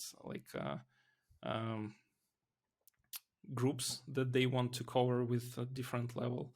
They have the highest level, the most stupid propaganda at all, which probably aimed on the, I don't know, people without education or something like that, or maybe I don't know what the main group, but this is like the stupidest propaganda, one of my favorites. And I'm gonna mention this exactly because I'm speaking to UK citizens. It's on the, I think it was second or no, it's probably third or fourth day of war. They probably started to understanding that they will not conquer Kiev in 2 days as they expected, and they trying to like generate other thoughts, what is going on and why it's happening, so they can make an excuses. And on one of the main channels in Russia was stating that war was started by UK royal family to distract the world from Prince Andrew scandal. It sounds ridiculous, isn't it? But if you're gonna watch Russian TV for quite some time, you will see a lot of interesting facts about how world working, right? Yeah. So that's like the first level. The second level, it's a bit smarter. They will show you half truth, half lie, and it works pretty good because people can say they showed some facts, some documents, so we can be sure that the whole statement is true. And the most probably the most interesting one is like the third level, probably, where they will say you like 90% of truth and then 10% of lie. And even if you're a smart person and know about a lot of stuff, you still will be able to make some fact checking for most of the things that they showing you. But then 10% will still be in your mind, and if you're doing so for a few years, they can create a new picture of reality for you. And with this picture, you will start believing that there is in some insane things like Nazis in Ukraine, in that Prince Andrew wants to, or royal family wants to start this war, and stuff like that. So I do remember reading the Prince Andrew one quite early now, and I have very strong opinions on what I think of certain things. So it's interesting, and it is a little bit of a tangent, and we will come back. But the Prince Andrew scandal, obviously, my belief is if you've done something wrong, you go to jail, right? Let's end the conversation, right? He's should be a convicted paedophile, into jail, done, right? No questions asked. Doesn't matter whether you're a homeless man on the street or whether you are Prince Andrew, the King of England, right? You do something wrong. And what I find really interesting about all the propaganda and the way that it's presented is that there's so much, like, you sometimes see something and you think, really, give over, who's going to believe that? Like, come on, like you can't be serious. And that attitude that I had there is very dangerous, because what happens is so if you take the American election, for example, everyone was like, Trump's not going to get in, get real, like he's just a comic book character. But all it takes is that 10%, that 10%, that 10%, or even less, right? That 1%. And then all you need then is the other 90% to not turn up, which is kind of what happened in the American elections. Only about 47% people have voted in the American elections. And those 47%, like, he's not going to get in. Right. And that's how, and that's 100% how it builds up. And it winds me up, like, that we are unfortunately afflicted by the media this way. And I've spoken about it on the podcast before, where it's people become selfish when resources become scarce. Like, unless apparently you're Ukrainian, because apparently they could still remember how to drive. So hats off to you folks, absolutely. But in places where resources are abundant, but you can sense a slight panic, it's kind of like, people become a little bit selfish and think about it. And also, if change hasn't or nothing's been enacted that's really helped, they just want change. So that's what you tend to vote for. I went off a bit of a tangent there, and I kind of lost my train halfway through. But the Prince Andrew one just makes me want to die. And I don't agree with the royal family. I respect the Queen for what she did as a thing, but like, a monarchy just doesn't work, in my opinion, and stuff like that. I believe in a democracy and bits and pieces like that. So yeah, I still don't know where my train was talking about. Pineapple. You're doing a CC meeting thing, are you now? I'm doing a kind of, there's 6 degrees of separation with everyone in the world. It's like 6. If you go through 6 levels of connectedness, we're all connected somehow. And it's the same thing with pineapple. There is a pineapple connection with everything. I don't know what it I'm is. going to believe you. I don't know what it is either. I'm just looking through some of the notes that you've done. I'm going to ask. Sorry, Dom. Before we go further, just one more thing that I just remembered. One more thing that probably everyone should be aware: if amount of bot farms that Russia has, because I'm not sure if everyone aware about those. They started building them, I think, exactly after 2014, because they need to change the minds of people. And one of the ways, obviously, is media, with all these levels that we discussed. But a bit more powerful tool, and and they became an experts in this area, I must admit, is to switch people's minds by showing them that what other people or people think.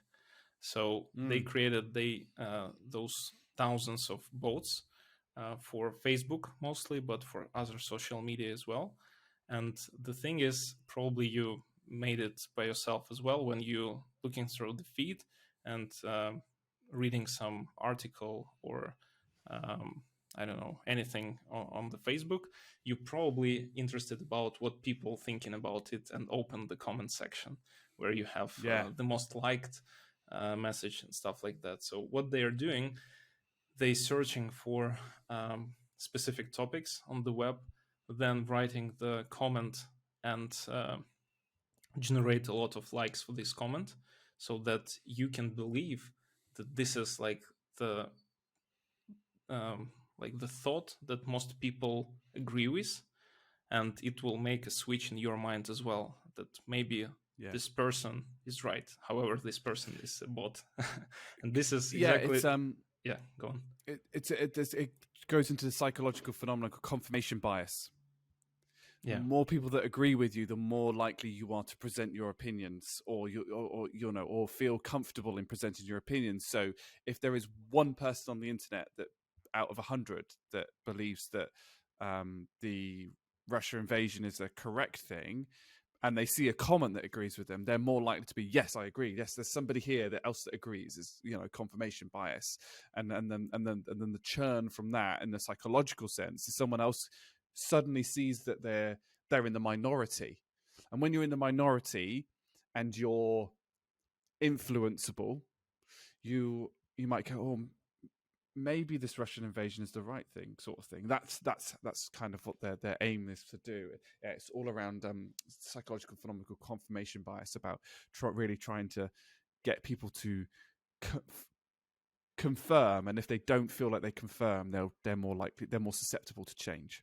Yeah, and that's the reason why I prefer Reddit as a social network, because the way Reddit works, you can not only upvote someone, but also downvote. And what I found is that there are a lot of bots on Reddit, but usually they're never on the top, because fortunately, and I'm very glad about this, in the world we have much more logical people who will be able to downvote the total insane, like with Prince Andrew, right? And this is the reason why bots in Reddit, at least from my experience, are not at the top, which is great. No, they struggle more, because in the that ability to knock something down. Because in Facebook, if you have a like, that's it. You cannot downvote and put it lower, right? And I think that's one of the biggest problems of Facebook, because it's easy to manipulate with. Yeah, so that's another one. And one of the reasons why YouTube took a step back when they got rid of the dislike button, because what's happening in YouTube is they put a video up, right? And if something's got a really high proportion of dislikes to likes, you're going to go, is this video actually any good? Right? Is this, it could be like how to tie a tie. Let's say a minute and a 10-second how to tie a tie. And if all you can see is the number of likes, and there's 100k likes, right? And then you watch it and your tie ends up, creating a noose and strangling you, because that's what the video's for, right?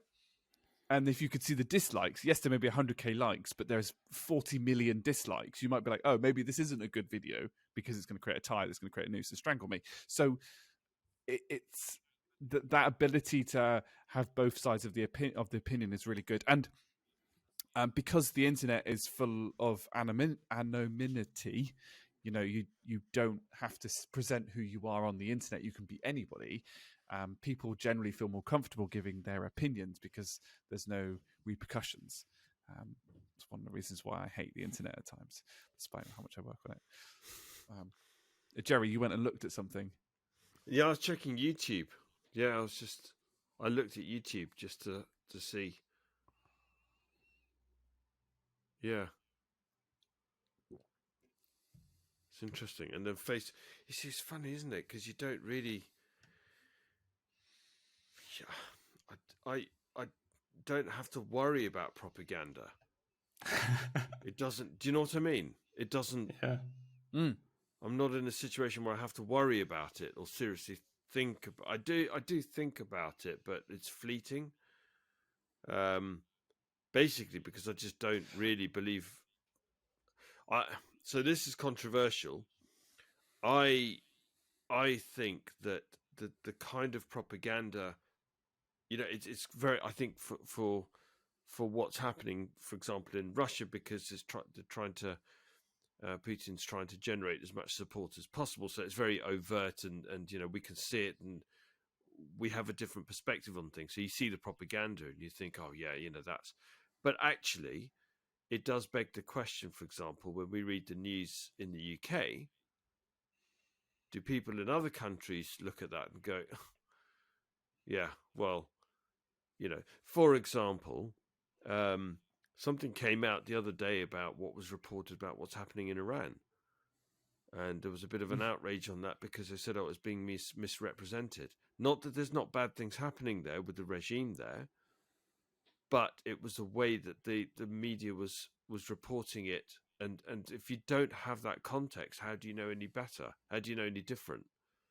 And that's the chilling thing. That's the reason why. Yeah. I say to my wife, don't bother watching the news. Don't bother watching any news, because how do you know with complete confidence that what you're being told is true? So how do we know that just because it's the BBC, everything that they're saying isn't biased in one way or another? It doesn't have to be massively biased, and it doesn't have to be, it doesn't have to be. Very overtly biased, but for example, the BBC, as Dom mentioned, if you go to the front of the homepage of the BBC, it's like there's obviously not that level of interest anymore in the Russian invasion, right? So, but then what's happening in South America? What's happening in the Far East? What's happening anywhere else? It always just seems to be this one topic, and then it goes. And then it's almost like you're waiting for the next big thing. And whilst the media is waiting for the next big thing, it's filling the space with, oh, look, there's a giant fish tank that exploded. I think that was in a hotel in Germany, wasn't it, or something? It's not. That's not news. It's ridiculous. Why would I be interested in that? So that's why I just don't really bother reading it. I'm gonna give a hats off to somebody in a minute, but I'm gonna use a very tenuous analogy, so bear with me. Right, it's the Jack Sparrow principle. Okay. Have you both seen the first Pirates of the Caribbean? Yeah. Right. So have you seen it? I don't know if it changes the quote. Have you seen it in English, Yevhenii? No, I don't think so. Okay, it might. Hopefully, it translates similar to thing. But there's a scene right at the end where they've sent all the pirates away to go and all the zombie pirates away to go and kill the navy, right? And there's Jack Sparrow, Will Turner, and Barbossa. And Jack Sparrow. I can't remember the full quote. Let me see if I can get it up actually, because I want to get it right. I'm intrigued. I'm intrigued. Jack Sparrow. This is as tenuous as pineapple, Dom. Yeah. Right. So Jack Sparrow goes, I'm dishonest. And a dishonest man you can always trust to be dishonest. Honestly, it's the honest ones you want to watch out for because you can never predict when they're going to do something incredibly stupid. And your point, Jerry, around the media and sort of saying, how do I know when the media is being biased? Well, actually, no. The one thing that you can trust from the media is that it's always biased. There is no unbiased in anything for two reasons. One, because the entire purpose of the media is to generate clicks, to generate money, right? They have to pay their people. They have to make that stock. And that includes whether it's the BBC, whether that is Channel 4, whether that is whomever, Sky. The second one is because every single news piece is written by a human. We have now there is some cool AI stuff that is going on at the moment that might actually be able to do this. If you ever chat GPT is amazing, by the way. I assume you've had a play, Yevhenii. Yes, yeah. Excellent. I'll explain to you later, Jerry. But every single news piece is written by a human, and every single human is influenced by their environment, their personality, the way that they were brought up, and their unconscious bias in every way, shape, or form. All of us have unconscious bias. You cannot escape that, which is why it's a bit like you have to treat the news as dishonest. You can always trust them to be biased, be dishonest, and actually it's the ones that you've got to watch out for are the ones that say we are the truth, because you don't know when they're going to actually represent something that's incredibly stupid. Hopefully my analogy actually made sense. I think it was quite a good analogy. The other thing also is to say big hats off to someone that we both know that we both know that you might know, Yevhenii, about my manager, and they stopped watching the news completely for I think they said it was like 6 months plus. Heart rate dropped by an average of I think they said 10 beats per minute. Like just the level of anxiety that they no longer had from watching the news just enabled them to drop their heart rate by an average of 10 beats per minute. I have a similar case. My friend stopped watching news, but the problem is that he missed the invasion as well. He wasn't expecting it at all. Wow. Oh dear. There is. I think there's a point to being a bit informed of what's going on. There's a balance. So yeah, I'm going to use that that was a great analogy, Dom. I'm going to give myself a pat on the back. I quite like that. Indeed, that was a good one. Yeah. So I was just looking through the notes that Yevhenii has written, and there's a couple of things that I really want to kind of do, really address. So the first one is obviously your electric situation. I believe you're currently on a battery at the moment, or is it electric at the moment? No, I'm on batteries and with a passive optical network. If anyone is interested, that's a very good tool if you have no electricity. That's the way to have an internet up to 1 gigabit. Yeah. It's faster than Jerry's internet, at least, anyway. Everything's faster than my internet. I'm having a look at this passive optical network. Yeah. But basically, that's the way everyone's internet works nowadays. But usually, providers, they use optical network just on the street level, for example, on the big building level, and then they use Ethernet cables to bring it to your house through the switch. But in theory, or in my case, you're able to pay enough to get the real optical cable inside of your apartment, which is a bit more expensive, but much more reliable because you don't need electricity to exchange the traffic in internet. Well, you need some, but it could be not connected to like infrastructural electricity. It could be your own, like in my case with batteries. Yeah, because you've written you don't watch TV and not using a kettle. Yeah, so no cups of tea. That's another thing. So a few months ago, when Russia started realizing that they probably at least not gonna win, but most likely gonna lose, they decided to change the strategy, and instead of just fighting with our army, they decided to basically destroy the whole infrastructure so that we can all freeze to death and be without electricity.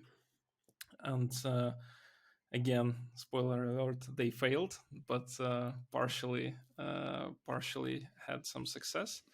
And we have some scheduled electricity shutdowns.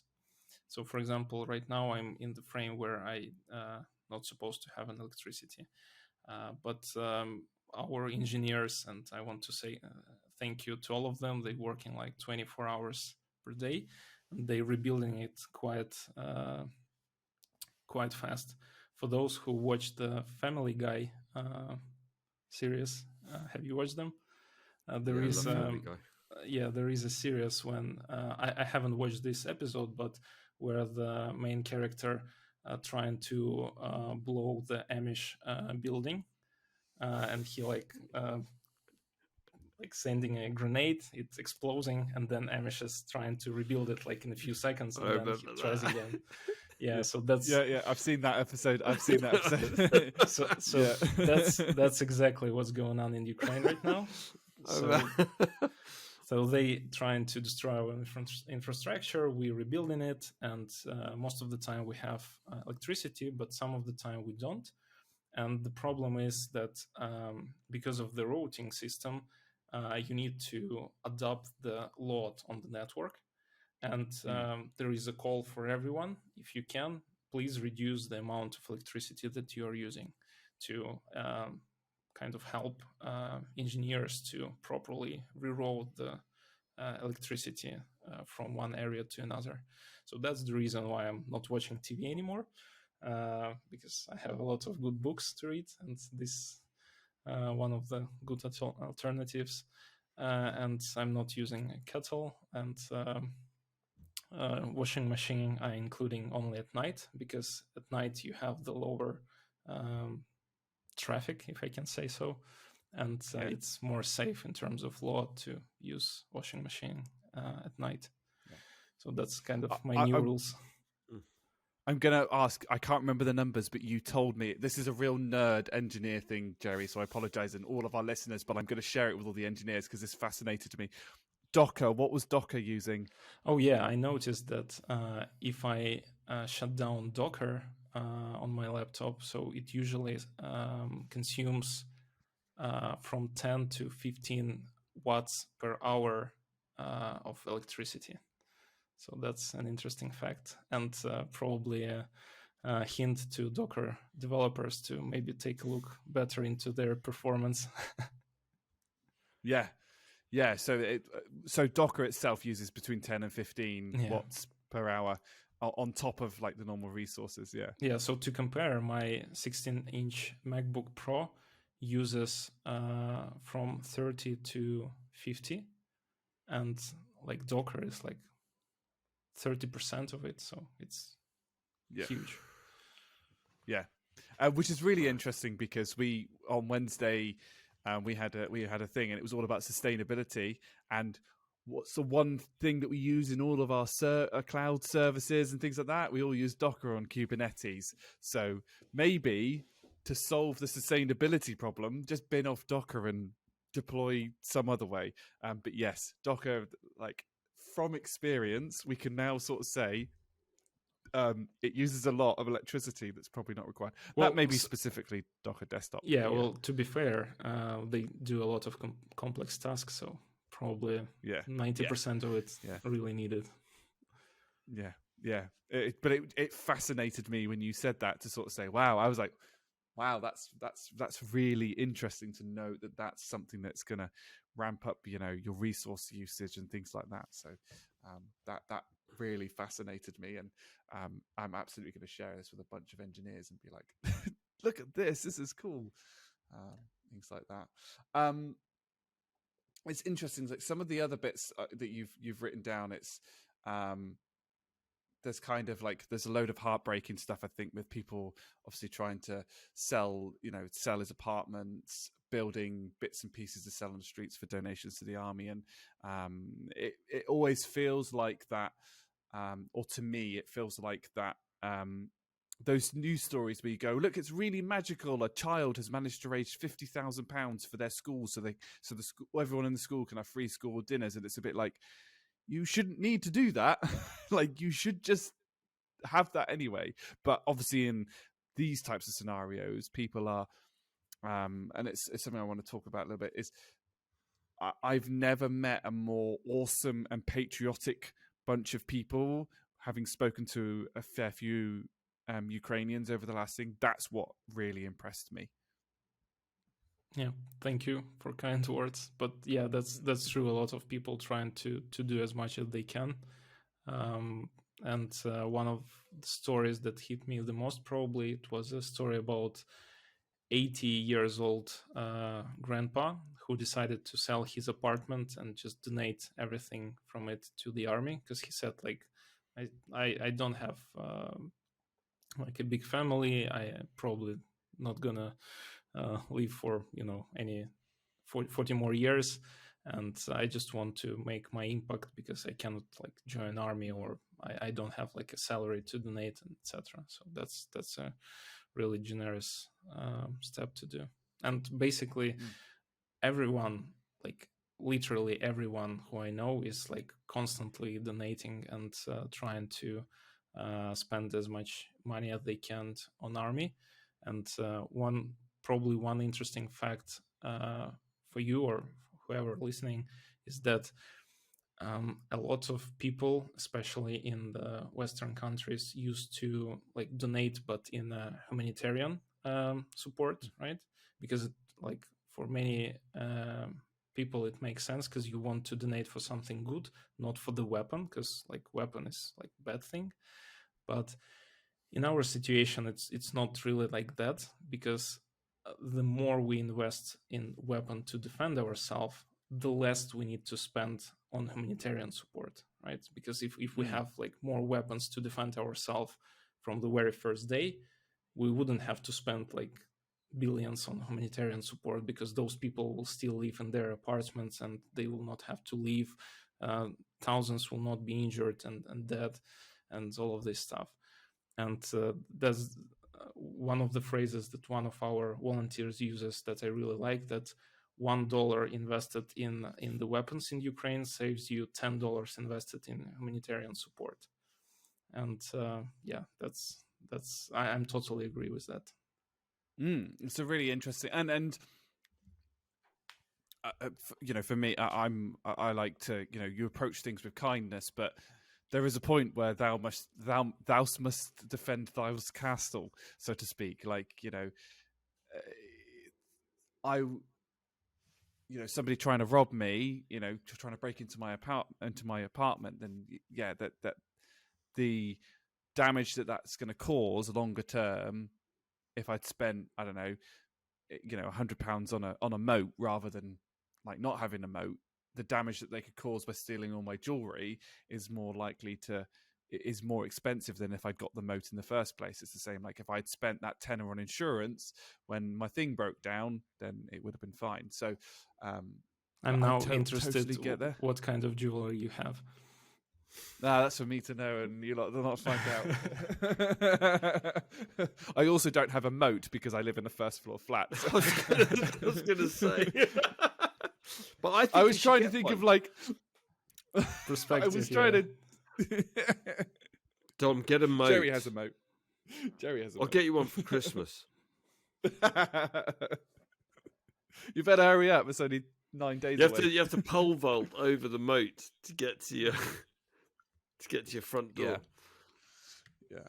Oh man. But also regarding this whole donation thing, I probably a few months ago I changed my strategy a bit. So at the beginning of war, I was like donating most of what I have, most of my salary and huge piece of my savings from the like very first few days. But then I realized that we have like the next level problem connected to economy itself. So we kind of the problem that we have is that obviously there are like in general a recession coming in the world, but in Ukraine it's like doubled recession Oosh. or tripled. Yeah. That's huge. And I think we have it obviously, bad here. Yeah. yeah, and obviously because of all of the support that we have from European Union, from UK, from US, it helps a lot. Without it, I'm not sure in which position we would be right now. So again, thank you everyone who is, and both of you literally connected to it because you're paying taxes, I hope at least. And Yes. basically, yes, my bank statement, my salary packet certainly says I'm paying taxes. yeah, and literally the piece of your money was invested to help Ukraine to survive, to defend ourselves. So a huge thank you for that. And yeah, go on, Dom. It's interesting because you say about economic things, and it always fascinated me when it must have been September-ish. I remember having a conversation with you, and you were like, "Yeah, I'm off to the cafe." I was like, Yeah. "What?"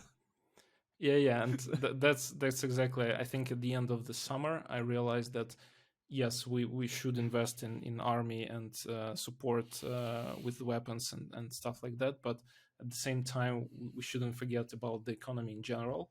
So obviously, in the middle of the war, you might think that why the hell I should go to the restaurant because there are much more serious stuff going on, or why should I don't know, buy new furniture, or I don't know, anything like that. Obviously, it doesn't make sense. But then I realized that a lot of people work in all of these industries, and I have a privilege of working remotely, and I'm not connected inside of my country because I'm working on a company which like global company has customers from all over the world, so I can switch position and stuff like that. Yeah, it's not a problem for me, but for tons of people, all their business and all their work connected to inside of Ukraine. And that's where I kind of split my budget between the nation to the army, and trying to be active as a like person inside of economy. So I started to buy stuff, giving more tips, like be a big part of like this consumerism, and the exchange of goods and money. And I hope that a bit more people starting using this strategy, and we will be able to save lots of businesses. Because I'm seeing from like every day, some of my favorites, cafe restaurants, have to close because they just cannot make money, because like not many people want to visit or can afford to visit those. And this is like a circle, when I'm thinking I will not spend the money, I will donate to the army, or I will just save it in case of an emergency. But what the hell the emergency could be if I'm in the middle of the war already? And then I decided to not go to the restaurant, and then the waiter from the restaurant haven't received their bit of salary, and they decided to not buy some furniture, and the guy who made the furniture decided to not make a haircut and stuff like that. And it's like circulation that you breaking. It's generally how recessions kind of work, in any form. Like, it's just exacerbated in the fact that if everyone donated all their money to the army would save the country, but there'd be no country left to save. But even in like non-war torn places, that's how recessions start. People stop buying things, so people lose their monies. So suddenly things become more expensive, so they stop buying more things, because those people then that's how you get into spiral. And that's what the Bank of England's job is, to raise interest rates to a certain point where the price and versus like manufacture kind of starts balancing out, and people start basically, to encourage people to spend again, right? And that's the way that they have to do that when it comes to a recession.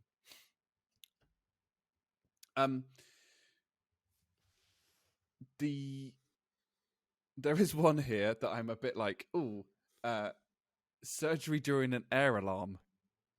Oh yeah, that's a good one. So I had to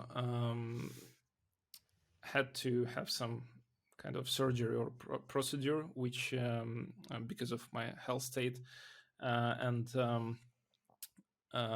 I like arrived to the hospital. They prepared me, and as a part of this process, they had to give me this. I'm not sure how it's called in English. Actually, sedation, probably, like when you fall asleep. Yeah, anesthetic. anesthetic. Yeah, before the operation. So I was prepared. I'm just lying on this kind of. It's not the bed, but you get it. And they started giving me this anesthetic, and I'm like gradually falling asleep. And now I hear like air alarm started. So there are bombarding and missile attack happening in Kiev, and I'm hearing this like siren and all of this stuff, and I'm thinking, what a stupid way to die. I'm just gonna fall asleep, and if something happens, obviously they're gonna try to like pull me somewhere and do stuff, but I'm useless at this point. and then I saw that, well, I'm just too tired. I'm just gonna sleep and just fall asleep peacefully, and everything was good. Well, there was I think it was the date was 85 missiles were launched to Ukraine in general. I don't remember how many was for Kiev. That day there was some destructions, but like I think at that point 80% of missiles were hit by our air defense, which is great, and we're always happy to hear the good news from air defense. But that was a lot of fun, and the story from my wife also was quite fun, because she was waiting me, and she decided to stay in the car. I don't know why. And then air alert started. She left the car and thinking, should she go to the hospital? Does it have a shelter or basement at least or something? And then one of the doctors just went outside, looking at the sky and asking, "Is it air alarm?" And she says, "Yes." And then few explosions hit, and he's like, what is that? She says, "I think that's an air defense system. It's not like something like some explosion here." He says, "Oh, that's good. Then I can smoke a bit." and picks up a cigarette and started smoking and looking in the sky. Yeah, That's mad. That's mad. I don't know if you've ever had anesthetic, Jerry. Too many times, yeah. Too many times. Yeah, I've only had it once, and so I can't really compare it, and it was a long time ago. So that kind of. Yeah, I mean, they say to count down from 10. I've only ever sort of made it to 8, and then I guess sort of 10, 9, 8, and then that's the last thing I remember. Interesting. Pretty much every, yeah. My doctor said that it's gonna be like a few sets of whiskey, and he said when he injected the first piece, he said, "Is it feel like a first glass of whiskey?" I said yes. He said, "Okay, prepare for the second one," and then hit the second injection. See, the only time I've had anesthetic, and this is quite an amusing story, I was my sister born? So I'm probably 2, maybe 3. I had grommets in my ears. I did as well. Yeah, and so as a child, anesthetic the injection is done in the back of your hand. So I'm 2, maybe 3 years old. I had 7 doctors attempting to pin me down. Right, and I was fighting all of them off, and I'm 3 years old, by the way, because I did not want this needle put in my hand. And eventually they got it in, and the thing is, for me, it wasn't a countdown. It was, I'm in full rage, I'm in full rage, I'm in full rage, and the next thing I know is I'm waking up. That's what it was like for me. So it's quite interesting to compare those experiences. I'm not sure I'd want local general anesthetic in an air raid siren. That definitely feels like a bit like as soon as you said, "Oh, if I die here, it's fine," or whatever, I was like, "Yeah, I can sense that like thought process that goes through your mind, like, oh, whatever. You've had 2 glasses of whiskey." It's bonkers, just bonkers. Bonkers. There are so many things that we could go through, but I'm conscious that it's well. So we're recording this. I didn't mention at the beginning. We're recording this at for myself and Jerry at actually 7:30 rather than our normal 9:30, because Ukraine is 2 hours ahead. I want to say 2 hours ahead. 2 hours ahead. So it's currently coming up to 9:45 Midnight for us. So it's 9:45 for Yevhenii. What'll be I have absolutely loved this, by the way. So we're definitely going to have you back on, Yevhenii, at some point. Okay. And stuff. For season 2 or 3. Whatever. We just have episodes. We don't have seasons. We just have episodes. But I did think about doing seasons, but I wasn't quite sure. Podcast discussions, whatever. I'm not sure how to whether to do the next bit. I'd like to do the idioms. I think it would be good just to go into a little bit lightheartedness. What I will say, kind of my final bit, and I'll let both Jerry and Yevhenii kind of say their final bit. I think anything that we can do to help the Ukrainian people in this Russia invasion, I think, is the best thing that we can do. I've never met a more patriotic and like tough and just generally inspiring bunch of people that have kind of gone, yeah, we're in a war, so we're going to continue working. Yeah, this is happening, that's happening, and we will take it back. They have this level of admirable confidence that I was like, oh my God, if that was me, I would have just been like, no, I'm just going to roll over and just curl into a ball. It's inspiring. There's no other words. And I think, in the links in the description, there will be links in the description to donations, and I'll check these with Yevhenii to make sure I've got the right ones. But I've picked a few up from my line manager who speaks to your director, shall we say, Yevhenii? That's probably the best way to put it. Who I've met before as well. That hopefully kind of promote the best way that we can do that. And honestly, my wish would be to turn around tomorrow and it just be over. He goes, all right, you can have it done, and just retreat, and that would be great. So that's how I'm going to end this section on.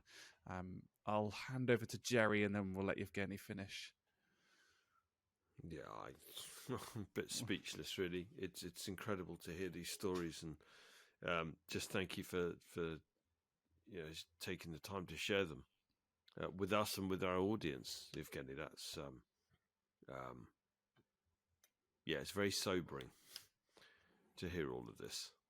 So thank you. Thank you, boss, for giving me the opportunity and your kind of platform, shall I say, and your podcast as a place to share all of this, because obviously it's always better to hear the story from the people who know what's going on and can share the real details. Yeah, and that's absolutely what we wanted.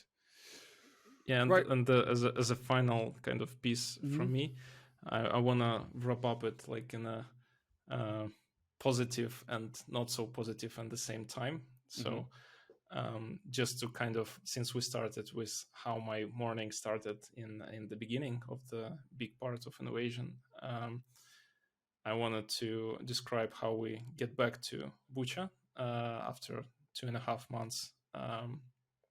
And the really good part that, despite the fact it was heavily destroyed, it was quickly and really inspiring in terms of how it was rebuilt in so short terms, and people were gathering and creating like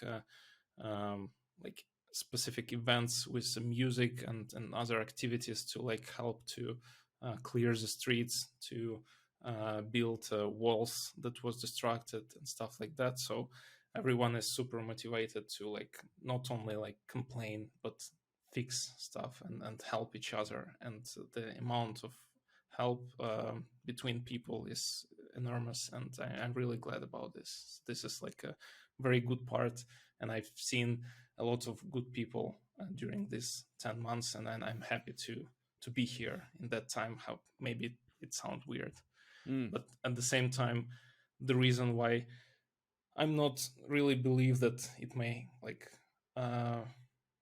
stop tomorrow, even if Putin dies, is because, as I said, unfortunately, it's not the only person who thinks that way. And one of the cases is when people starting to like clearing the Bucha, they found a lot of hidden grenades and mines, and sometimes it's like insanely so. One of the grenades, the story that hit me the most, one of the grenades was hidden in a room of a small girl. I think she's 8 years old. And in this room, you see that this is a room of small child. It's like all pink and like Barbies and all this stuff. It's like, it screams that it's a room for a girl. And she had piano because she was having a piano lessons. And one of the Russian soldiers put the grenade inside of it, so that when you open the case of the piano, it like triggers the grenade. And this one situation kind of showed me that, and situation like this, it's like thousands of situations, so it's not like someone make him to do this. It's his own isolated decision.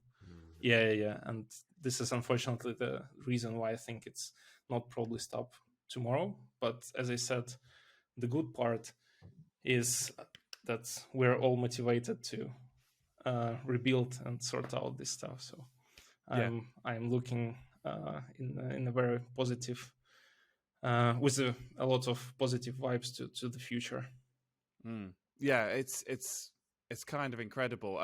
I've just been thinking while you were sort of saying that, I actually kind of want to finish on this, even though we've got other bits to do. And I think, next time it means we've got content for the next time that you're on, and other bits and pieces, and we can go further into discussion. I really want to actually finish on this. It's kind of been one of those it's probably been our first like touching on real serious subjects, and we're quite a distinct, the point was a distinct and jovial was that, and there has been laughs, but I think this has been one of the most perfect podcasts that I've listened to and done. It's just been such awe-inspiring to have you on, and I think I kind of want to finish on actually the good point that you raised, because I can be very, I can't think. What's the term, Jerry? What is the term? Cynical. That's the word I wanted. Cynical. I can be very cynical in terms of, I don't think there's enough kindness in the world. I don't think that I think that there's a lot of selfishness among the human population, and that obviously the story with the grenade is there are horrible people out in the world, and actually you have to remember that actually most people probably do want the best for people. And your first half of that story about people helping is that actually when stuff really does hit the fan, people will help each other, and there is kindness in the world, and I think we just have to go and actually look for it. And I know that I can be quite cynical in terms of like, we need more. You can never have enough. So I think it's I really want to, I think, finish on just this for this podcast to really kind of lay home that how impressed I am of yourself and your fellow country people. It's been awe-inspiring and everything like that. So I'll let Jerry have the final thoughts, and then we'll round it up. No, I can't. No. I think it's good to leave it at that. That's well said, Dom. Yeah. Yevhenii, thank you so much for coming on. Thank you. We really appreciate it. We will 100% have you back. I think it'll be we'll do some fun stuff on the podcast with you. We can a bit of like distinct jovial normality. Yeah, but yeah. just We need let to me know. balance it. Yeah, we need to balance it. And we did the food items at the beginning, and I think that was a really good thing to kind of do, and really interesting. And it's funny. I interact with a lot of you during the day as part of my job role, and I keep using the phrase "when," not "if." When we get to meet again, when we get to meet up in person again, I am buying Yevhenii a beer. So it's all good. I want to know what your favorite beer is. I've got it written down, and I can't remember off the top of my head. So Yevgenii's going to have to tell me what it was. Yeah, I think it's from Belgium, but Yeah. it could be bought by Americans a few years ago. It's called Blue Moon. Yeah, Blue Moon. I thought it was Blue Moon. Yeah. Yes, it's good beer. That's lovely beer. Yeah. Yeah. I know the one. Yeah. It's like a natural product placement in your podcast. If they want to sponsor us, we will take it. Distinct and Jovial, brought to you by Blue Moon. Yeah. It is just for the record. Yeah, just for the record. It's just for the record. It isn't. Folks, thank you ever so much for watching and listening. Please do feedback to us what you thought. Please like, subscribe, give us a 5-star rating, blah, blah, blah, YouTube spiel, ooh, ooh, hurrah. Apparently this actually causes people to think about doing it. In the links, there's in the links in the description, there will be links to donate towards Ukraine for their for the current Russian attempted invasion. Please, anything, a penny, a pound, to steal a catchphrase from a well-known supermarket brand. Every little bit helps. So again, we really appreciate all of you listening, watching. Jerry, I appreciate you doing this, co-hosting me with this all the time. Thank you so much. And Yevhenii, thank you so much for coming on. This was, I had high expectations, but you blew them out of the water, and this has been an absolute fantastic podcast. So thank you very much, and we will catch you all on the next one. Yeah, thank you both, and thank you for listeners, and I hope your ears not bleeding after my English. Your English is fantastic. What are you on about? Better than our Ukrainian. Really good. Yeah, exactly. Thank you very much, Yevhenii. Thank you for taking the time.